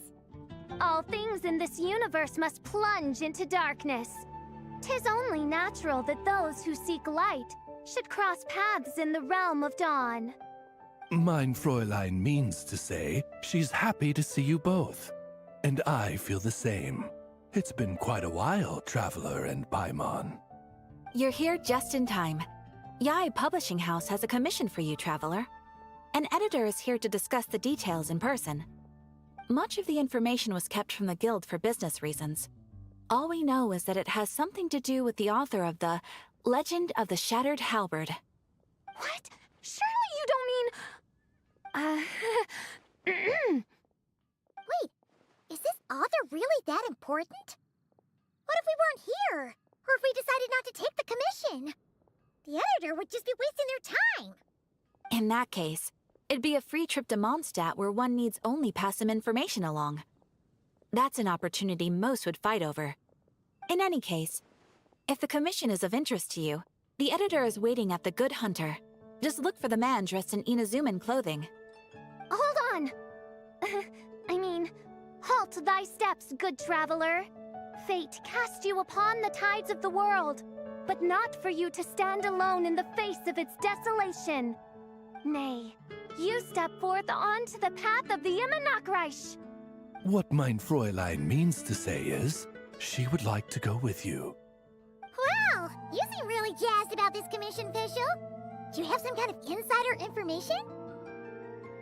Well, let's head to the Good Hunter to meet with this editor then.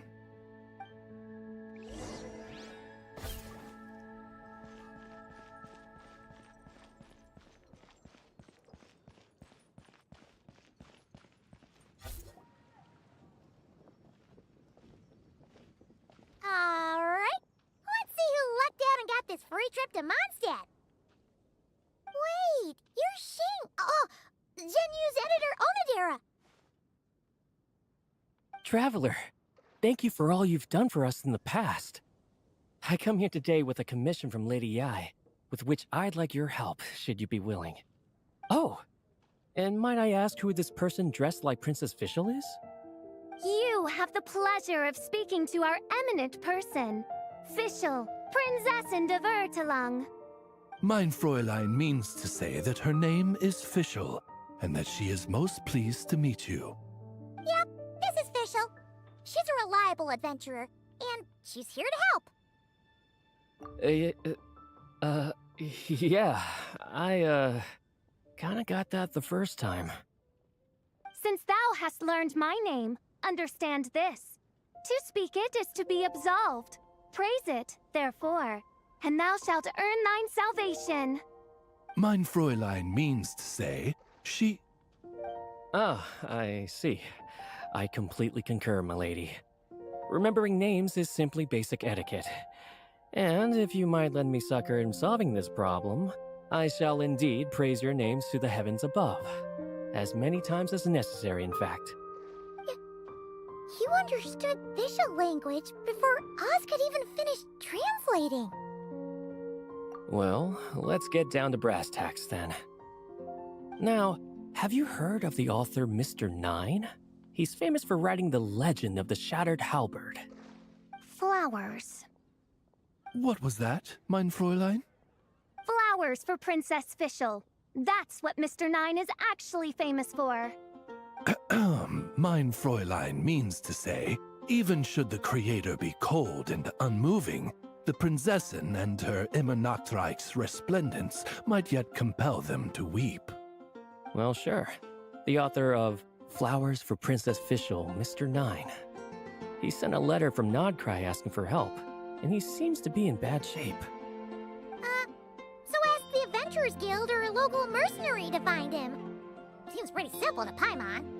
Where it's so simple. But here's the problem. We don't know anything about Mr. Nine. What he looks like, how old he is, where he's from. He's only ever communicated with us via letter, from addresses all over Teyvat. And he's never showed up to our annual meeting or events. Not once. So, what are we supposed to do? Well, we'll need to investigate Mr. Nine's identity, that's for sure. We did a bit of digging ourselves, and we realized that ever since completing the Shattered Halberd series, Mr. Nine's handwriting began to change. His initial editor has decided to retire to focus on his own writing, and he didn't have much to add either. Whatever hath once existed in this world is enshrined in the memory of the Prinzessin de Vertelung, to endure unchanging in her Immenachreich. For from the sacred primordial words flow the wellspring of all cause and consequence. Mein Fräulein means to say that... Yes, we had the same idea. So, we tracked down the original manuscript of The Legend of the Shattered Halberd. Aw, man! Genyu's gonna be so mad he missed out on this. Wait, you didn't need Oz to translate this time either, Onodera.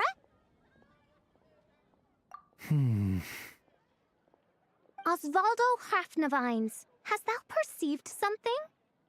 No such Henry exists, mein Fräulein. I sense a faint, elusive resonance.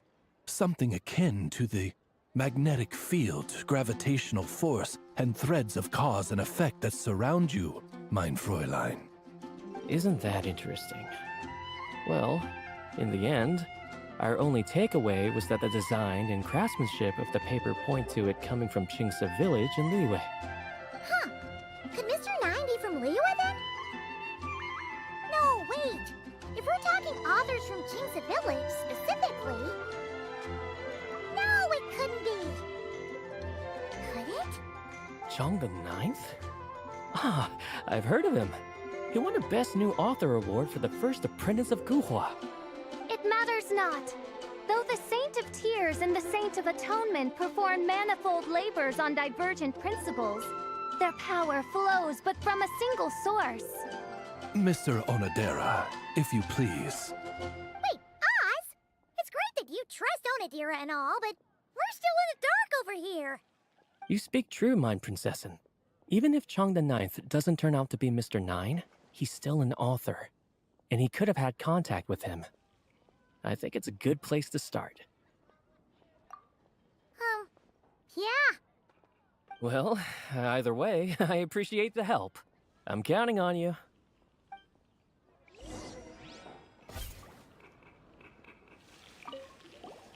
Is there anything else we should know about Mr. Nine? Well, according to some readers' Q&As and his author's notes, he has a receding hairline, a slight pot belly, he doesn't like sweet things, and his heart is on the right side. Or was it the left? No, it was the right. He has 5 fingers on his left hand, severe insomnia, a pupil in each eye. So, a whole bunch of nothing.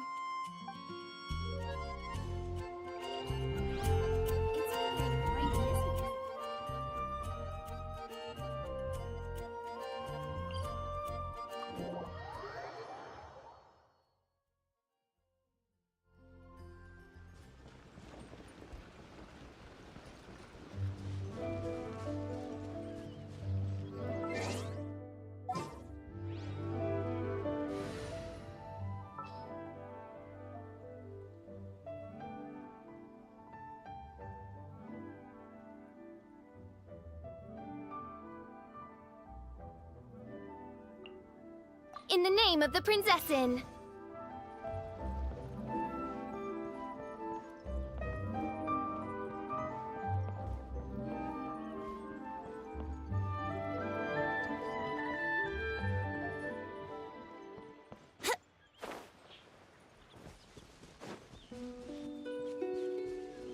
we go.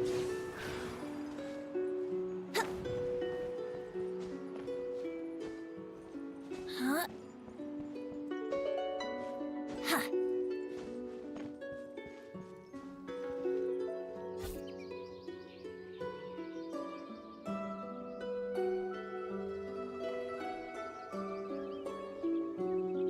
Huh? Chang the Ninth isn't home. It doesn't look like there's anyone around we can ask either. Shall we wait? Seems like that's all we can do. Still, could his absence mean that he really is Mr. Nine, now kidnapped and sent to Nodcry? Perhaps we should have a look around his house. Barging in without permission seems wrong. But if he really is Mr. Nine, then... Okay, let's do it.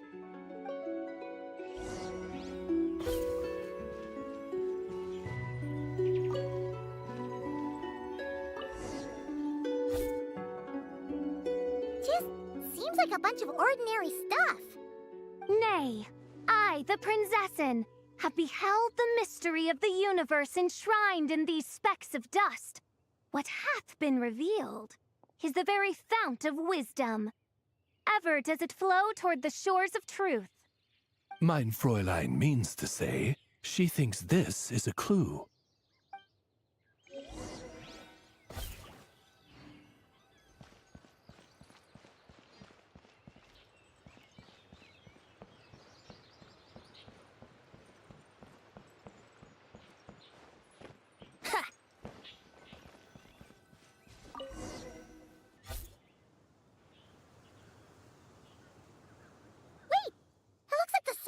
Overturned. Oh no. Did some kind of overzealous fan have buried him in here? Maybe we should call him Millilith. What do you think, Traveler? It's all right, Paimon. Mr. Nine's most zealous fan happens to be right here. And since mein Fräulein would never do anyone harm, I'm certain the same is true of his other less avid supporters.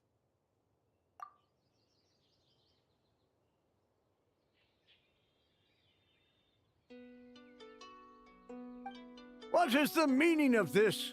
I'm calling the Millilith. Chang the Ninth! You're not dead! Or kidnapped! What are you even talking about? Oh, wait a second.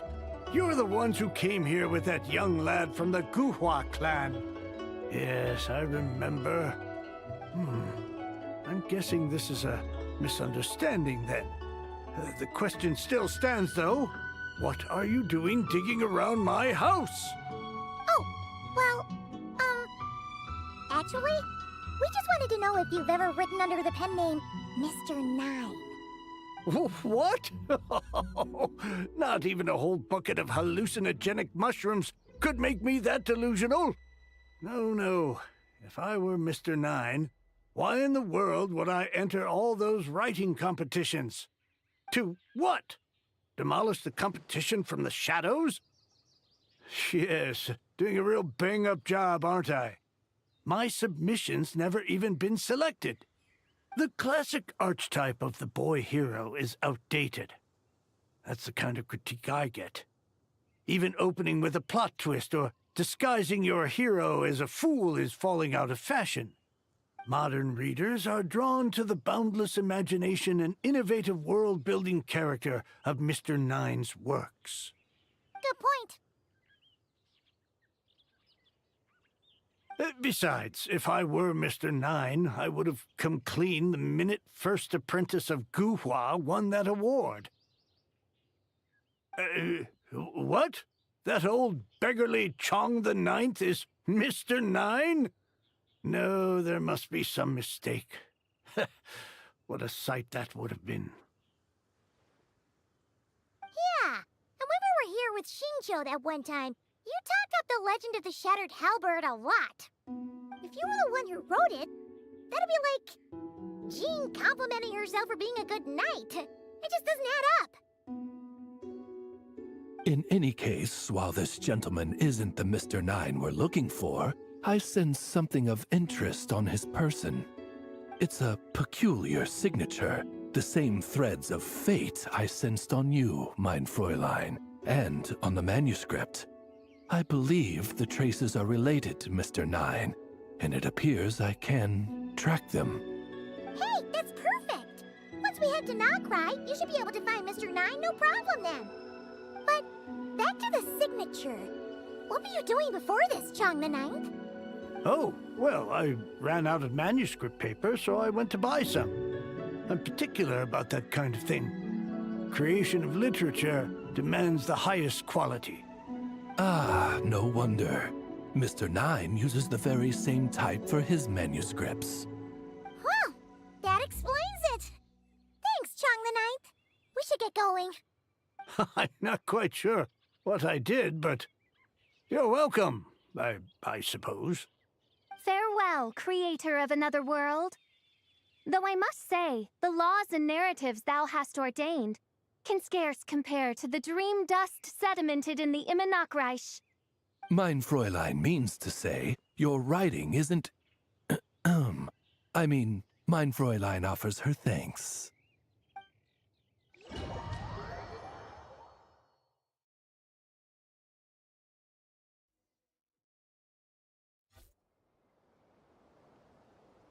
It should be up ahead. Wait, did something attack that Sealy? Something doesn't seem right here. And it bears the same signature I sensed before. Then it would seem fate has dictated our path for us.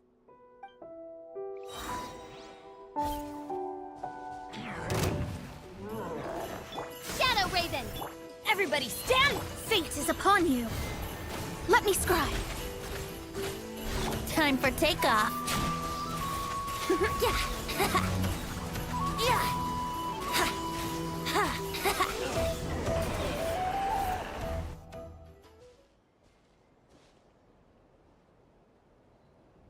Huh. Looks like the Sealy is showing us the way. Let's follow.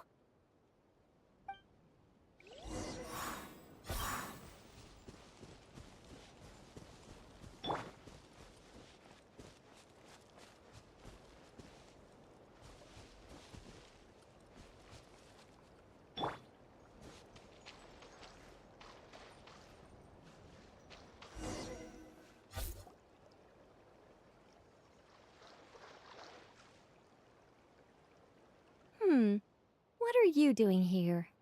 Wait, that voice. It's Nicole! Also, that should be our line. We were looking for Mr. Nine and our search led us here, but now it seems we've found you instead. Ah, I see. Well, Mr. Nine is right here. Hello. What bizarre demarung is this? Never in 1,000 sunsets have I heard of such a thing. In truth, I too aspire to be an author. But I'm also partial to direct communication. Talking is rather inconvenient by comparison. And as I'm sure you can understand, writing things down is even more tedious. I thought perhaps if I found someone with whom I could share my ideas, it might give me the same release as writing. But then those stories would never see the light of day, which would be a shame. So, I tracked down an old Sealy friend of mine and told her all the stories I was imagining. Then, I sent her to find people with similar aspirations to write them in my stead. We even came up with several character traits to lend a certain authenticity to Mr. Nine. A receding hairline was one of them, I think. Yep, I'm the one she roped into all this. Come now, it was beneficial for you too. By inhabiting those authors and mobilizing their language faculties, you were able to hone and eventually recover your capacity for speech. And anyway, an angel has always functioned like a sort of a flash of inspiration in someone's head. I'm sure it was like stepping into old shoes. So you, what, possessed people? Isn't that kind of intrusive? Oh, it's fine. She did it while they were sleeping. As long as the person is someone who dreams of creating worlds of their own, this inner writer within them will automatically awaken. Wait, but what about the letter and the strange intuitions Oz has been having? Nicole sent me to monitor the situation in Notcry. And it's super dangerous, okay? So I needed some help. It's not like I have the knowledge or power of the heavens anymore. As for your friend over here? Well, you see, when writing a story, it's not uncommon to incorporate certain half-true details. For realism's sake, you understand? Yeah, we've seen that before. A real curse was written into an Inazuman light novel once. Indeed. In a similar vein, Mr. Nine's stories are full of metaphors, including one for the creation of life. What it describes isn't made up, per se. We just never imagined someone would actually manage to use it. Until you came along, young lady. Mein Fräulein is speechless. So if I may ask in her stead, did she manage to use one of these half-truths in Mr. Nine's novels to create me? It was more like 70% made up, 30% true. No, it was 90% made up, 10% true. I thought it was too dangerous, so I changed it. See, I knew you'd never read my books. You don't seem too surprised, Oz. Well, I suppose I've vaguely sensed this since the beginning. Regardless, it is an honor to serve mein Fräulein. Well, once our affairs in Nodcry are resolved, Mr. Nine will be able to return home. Yes, just tell them that when you return. I don't want to be your eyes here. It's too dangerous. Oh, but, while you're at it, could you pass a message along to that guy in Chingsa Village? I've been splitting the royalties with him 90-10. His share's been buried in his yard all these years. Wait, what do you use the Mora for? I bury it, and then lead people to the treasure. Guiding people is in our nature. It's what I love to do. Feel free to come search for my personal stash someday. I've buried it at the furthest end of the Immer Nachtreich. I will. I absolutely will. Mein Fräulein? And, I just want to say that I really like your books, Mr. Nine. What mein Fräulein means is, though the cosmos stretch forth in unending darkness, yet shall come an hour when all things shine. I'm glad to hear it. All in all, it seems you've already found my greatest treasure. All right, that settles that. Now, I need to have a quick argument with Mr. Nine about who really deserves to be considered first author. Absolutely not!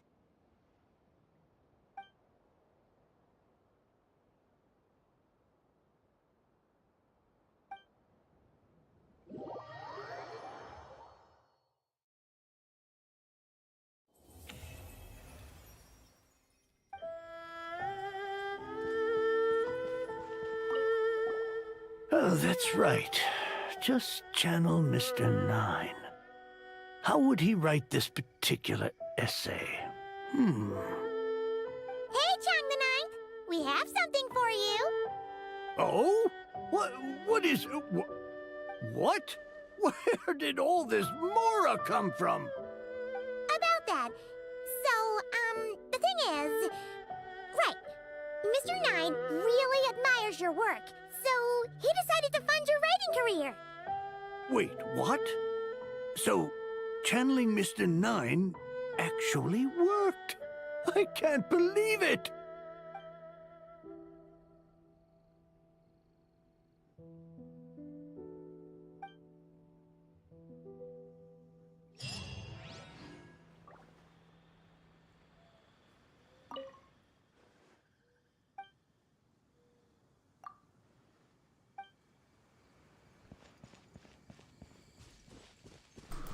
Okay, that was kind of neat.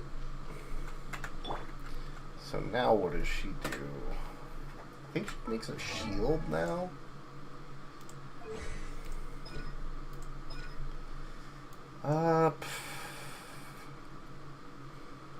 Hark, Prince Noctraben, Oswald Raffnevins.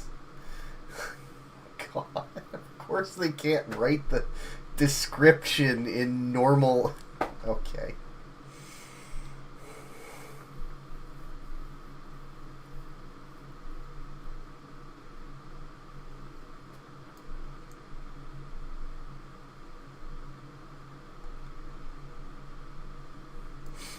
Okay, after a nearby party member triggers an overloaded reaction, official and other nearby active party members have their attack increased by 22.5%. After nearby party members trigger an electro-charged or lunar-charged reaction, official and other nearby active party members have their elemental mastery increased by 90. Okay. Interesting. Does it do anything else?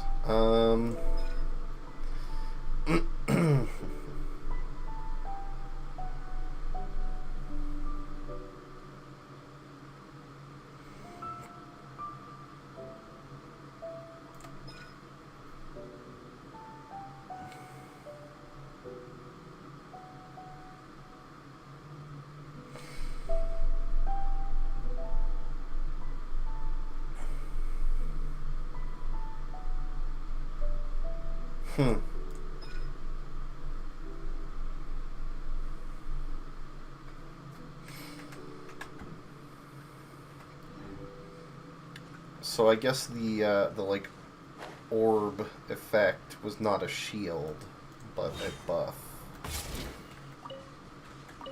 Let's go test it out. Go find something.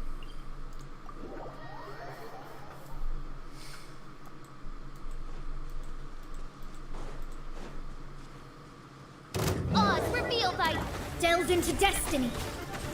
Let's play! Get out of here! I summon thee! Midnight Phantasmagoria. Did I just, like, hallucinate that she had, like, a weird gravity orb thing in the live stream? Teamwork is dreamwork! Written Am I in the crazy? stars. By royal decree. No rest for the wicked.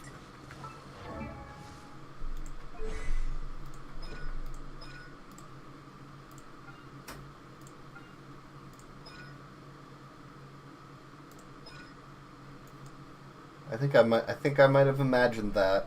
Alright, well, if not, I'm sure I will figure it out eventually.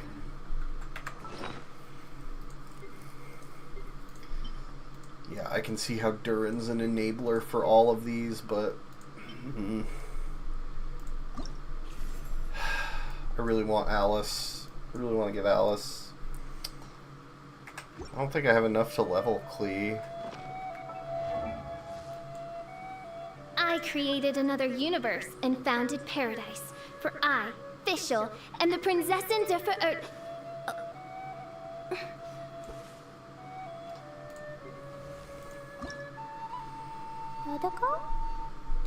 Yeah, I'm a little low on Mora.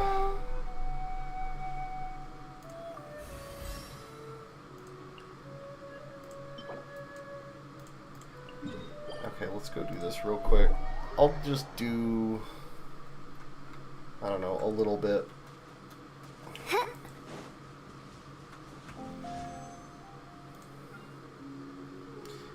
I'm curious, what does the new Venti bow actually do? Crit damage.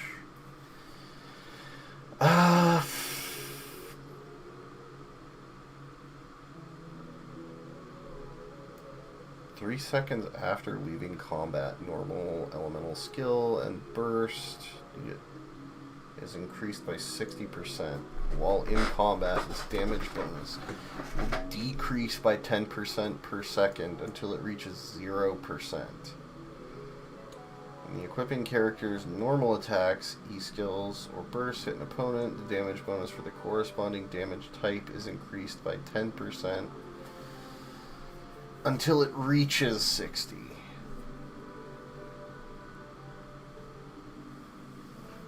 Okay.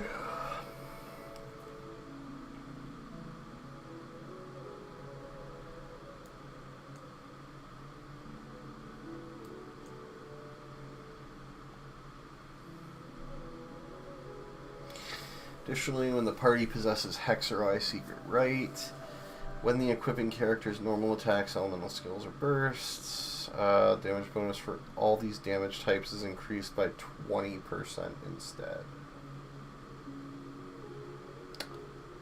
So is that 20 cumulative to 120, or does it just build the stacks faster? I'm guessing it just builds the stacks faster. But I mean, it can be triggered every 0.1 seconds, so it would build them pretty fast anyway.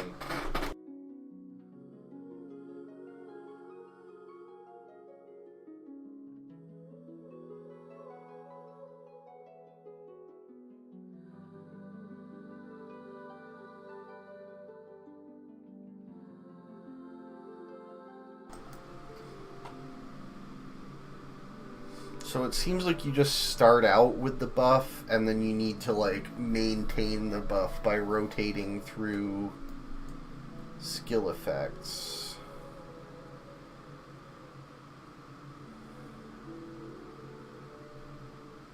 Per second. Jeez, you... Huh.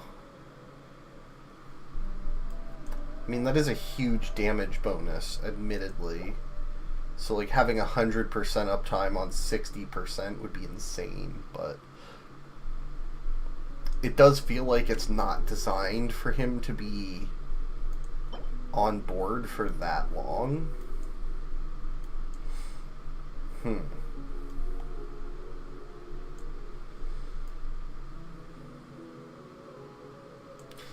I don't know. I'm not gonna pull for it. Because I already have weapons that'll work just fine for Venti. Although I should probably steal one of these.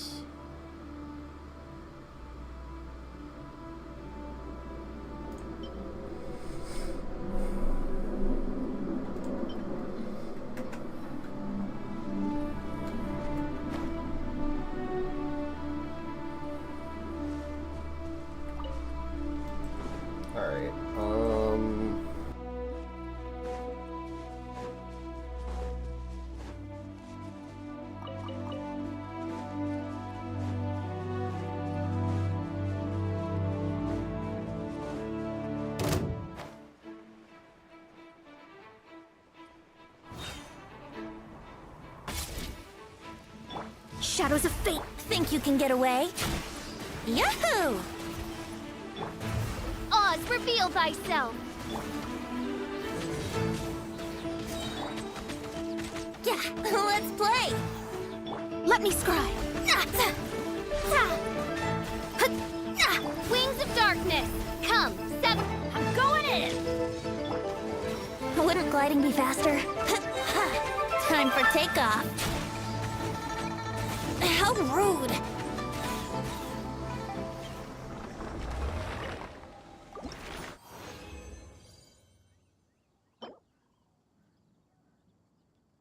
So I think I need 4 more to ascend Klee. Right.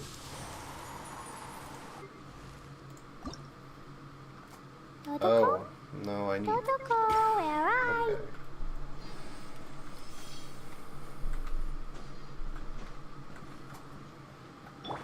Decided by destiny. By royal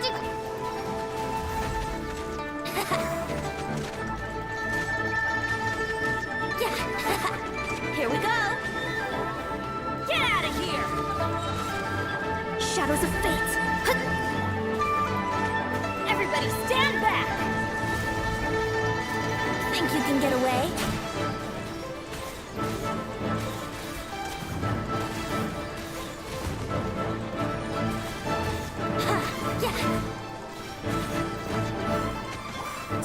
to destiny! Shadow Raven, let night fall!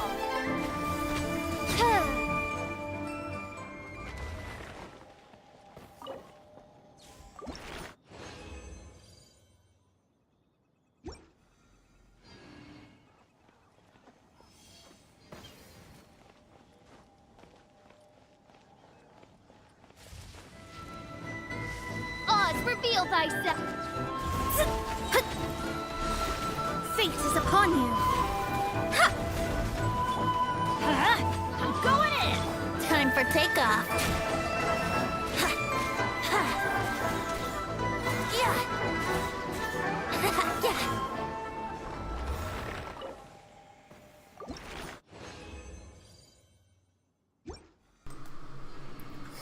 Okay, well that at least gets us to Klee's quest.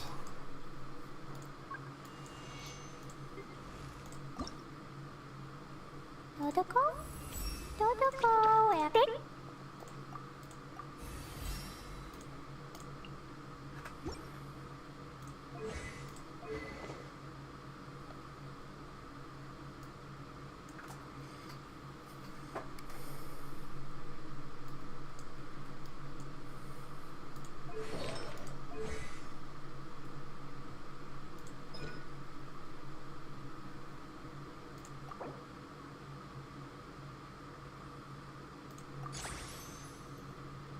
Oh my god, I don't even have enough Mora. Dude, this is pain.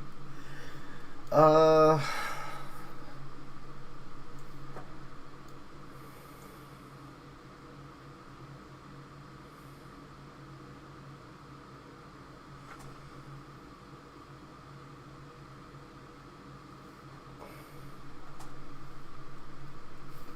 let's do it. Let's just do it. So aside from her, the only other character, aside from Durin, because I'm not pulling for Durin, that I need to do this for is Razor. And I've literally never played Razor. I just leveled him for the free thing, but same thing with Klee. But I'll probably level him and do the quest.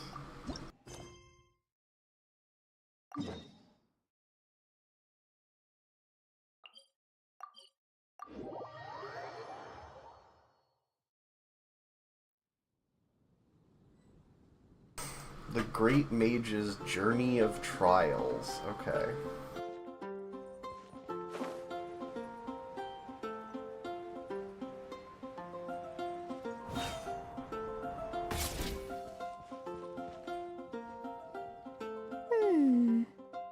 Dodoko. Hey there, Klee! It's honorary night! Paimon! Dodoko needs help! Mom said you were coming, but I didn't know it'd be so soon! Dodoko needs help? Oh, for Pete's sake! Is that the task? What? No, for Klee's sake! And for Dodoko, too. No, Paimon knows that! She was asking about the task! You know what that is, right? It's like a... yeah, something that needs doing. Oh! So, like when I go blast fishing with Jumpy Dumpty? No! A task isn't just something you want to do. I'm confused. It's like... when your mom tells you to do something. That's a task. Oh! Thanks, Paimon. That kind of makes more sense. Although not really. Anyway, let's go help Dodoko now. Hold on. What kind of help does Dodoko need? Oh, right! Well, every Dodoko's gotta find a red four-leaf clover to become a super special Dodoko. Then, Dodoko needs to become friends with lots of people and can make it through the Dodo King's trial. Once that's done, she can then become a super awesome Dodo Sorcerer! That's what Mom said anyway. Huh. A Dodo King being in charge of a Dodo Sorcerer. Makes sense, actually. But specifically, what do we need to do? No idea. But Mom said that you two would tell me. Right. Well, let's have a look at this book then. Oh, There's a note inside it. Huh. Let's see what it says. At the first stage of the trial, Dodoko arrived in a forest of whispering leaves. There, past layer upon layer of hurdles, a secret lay buried, waiting to be uncovered. Seems like part of a story about Dodoko. Oh, I know where that forest is. It's where I go to where I go to play a lot. Come on, everyone, follow me. All right, let's go.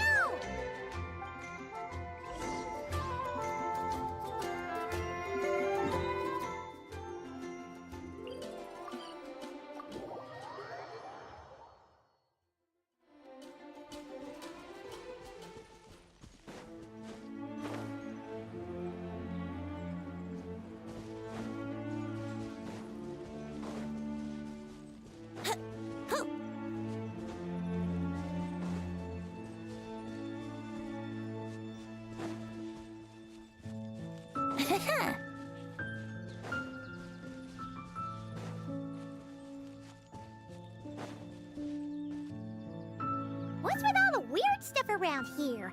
And why are there so many hilichurls? Huh. Maybe the hilichurls brought it all here. Oh, I bet this is where we find the turtles. Close, but the note said hurdles, not turtles. And whatever we're looking for is supposed to be buried past all the hurdles. Are there any other clues around? Is there no dodo device that can help us out here? Nope. What should we do then? Mom says the best thing to do when you run into a problem is to try and fix it. Yeah!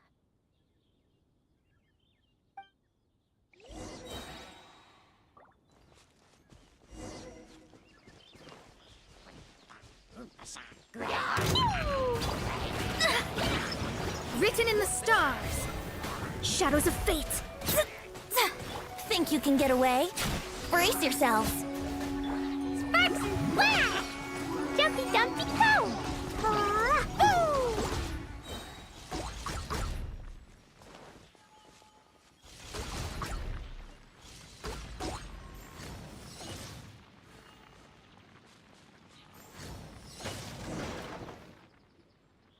Alright, that's the hilichurls and barriers all taken care of. And we didn't set the forest on fire. I was extra careful with Jumpy Dumpty. I've been getting sent to confinement less and less these days. Nice job, Clee. Maybe sometime soon, you won't have to go at all. Well, if Master Jean would just let Clee blow the confinement room up. That's not really what Paimon had in mind. Wait, what about the trial? Did we learn anything new? Yep. I found this in the hole Jumpy Dumpty created after exploding.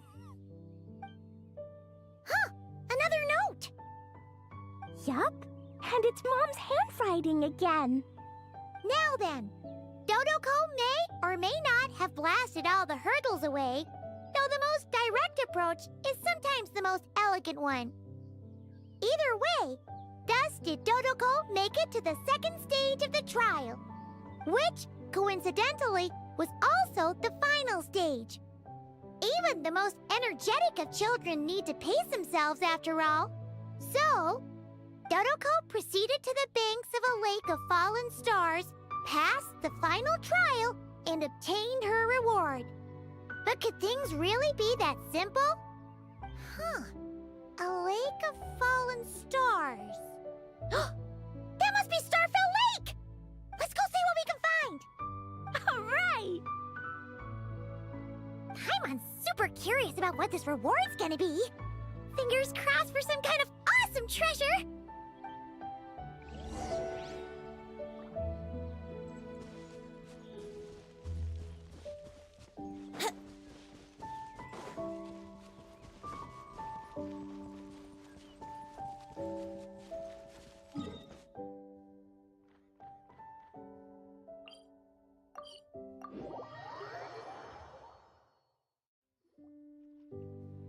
Ooh, it's a chest!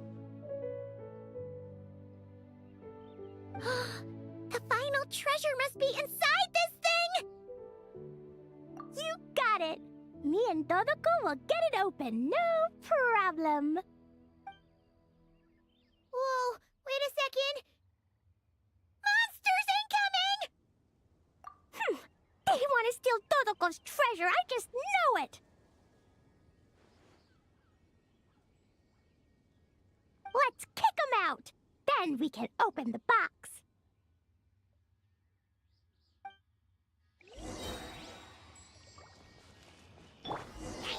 Let me scry. Fate is upon you.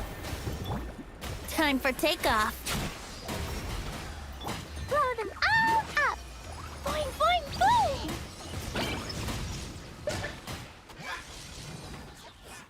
Hi-ya! Da-da-da! Delve into death.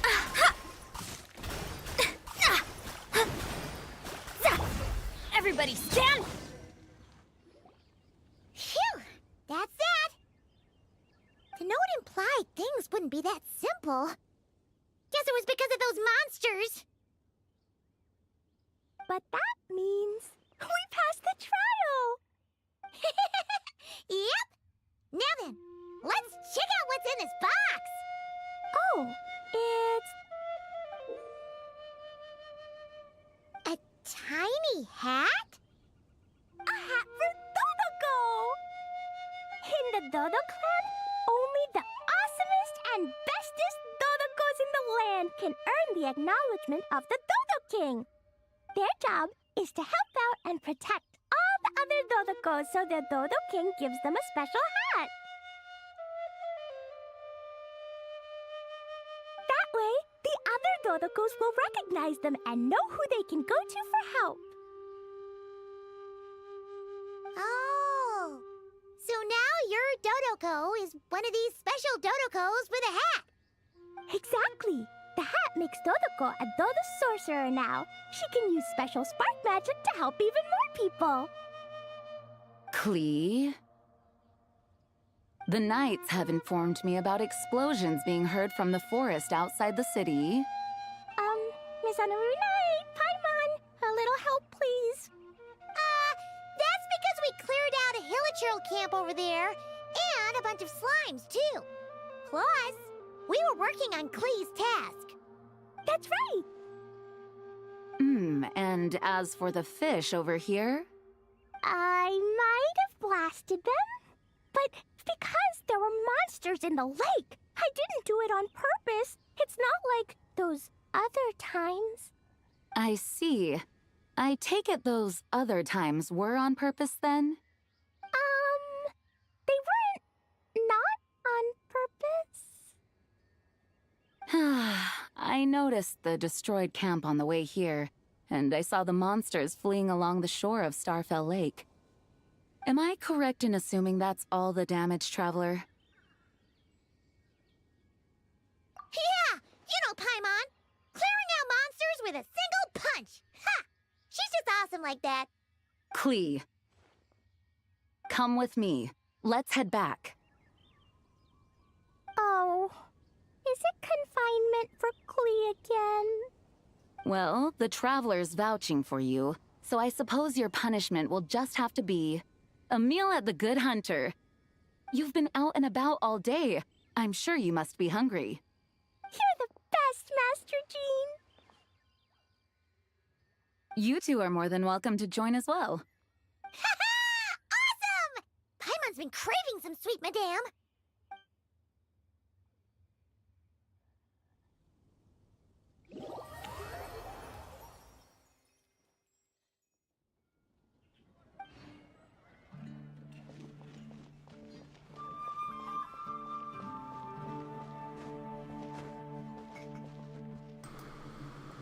Alrighty.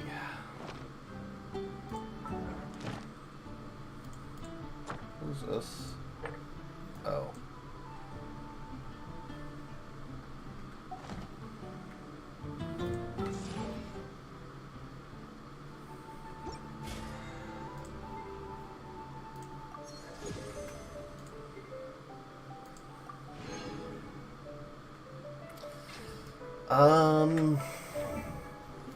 Do I have the materials? Probably not. Yep. No. Even if I did... Yeah.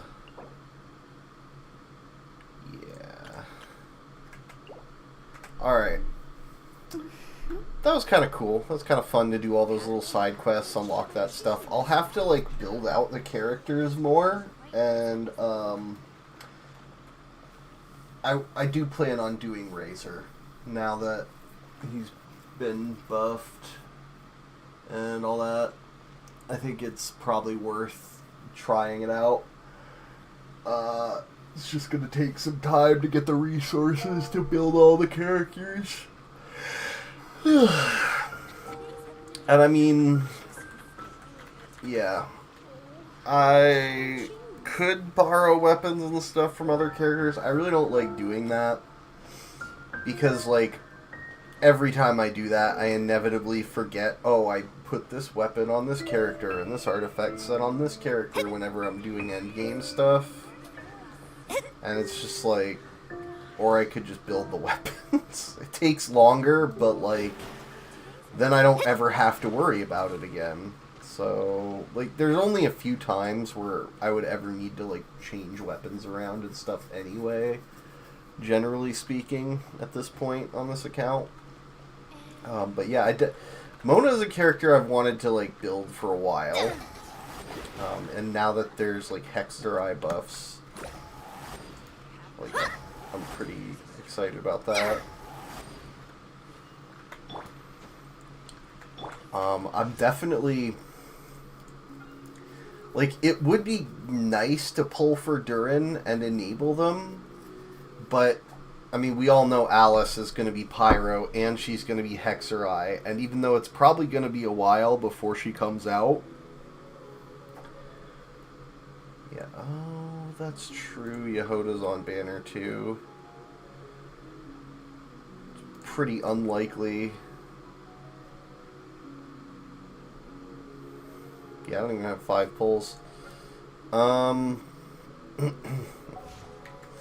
is this C2 anyway? I created another Has universe. it been changed? Just out of curiosity. Okay, what? So C2 does get changed. It's before enhancement. Decreases animo res and phys res. Suffer 12% animo res and phys res decrease while airborne. Just a straight up 24%.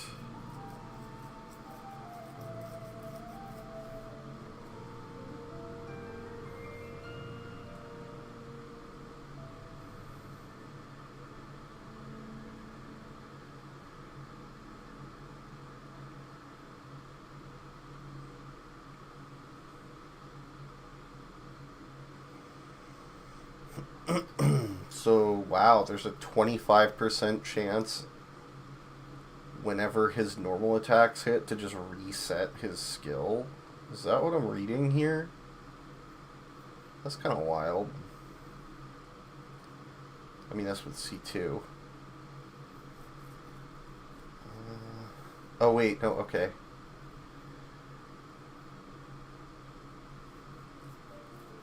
Oh, and it deals 300% damage. The skill. Holy crap, bro.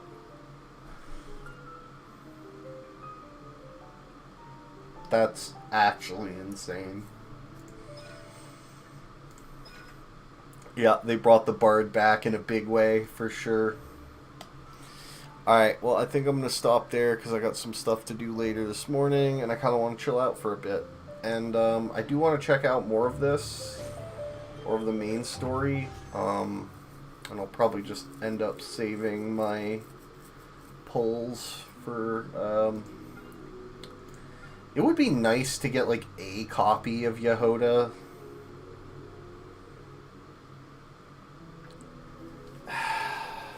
But I don't know, it can wait. God, Phase 2 banner isn't even gonna be a new character, is it? Maybe it will.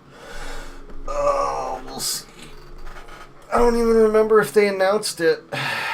Well, anyway, have a good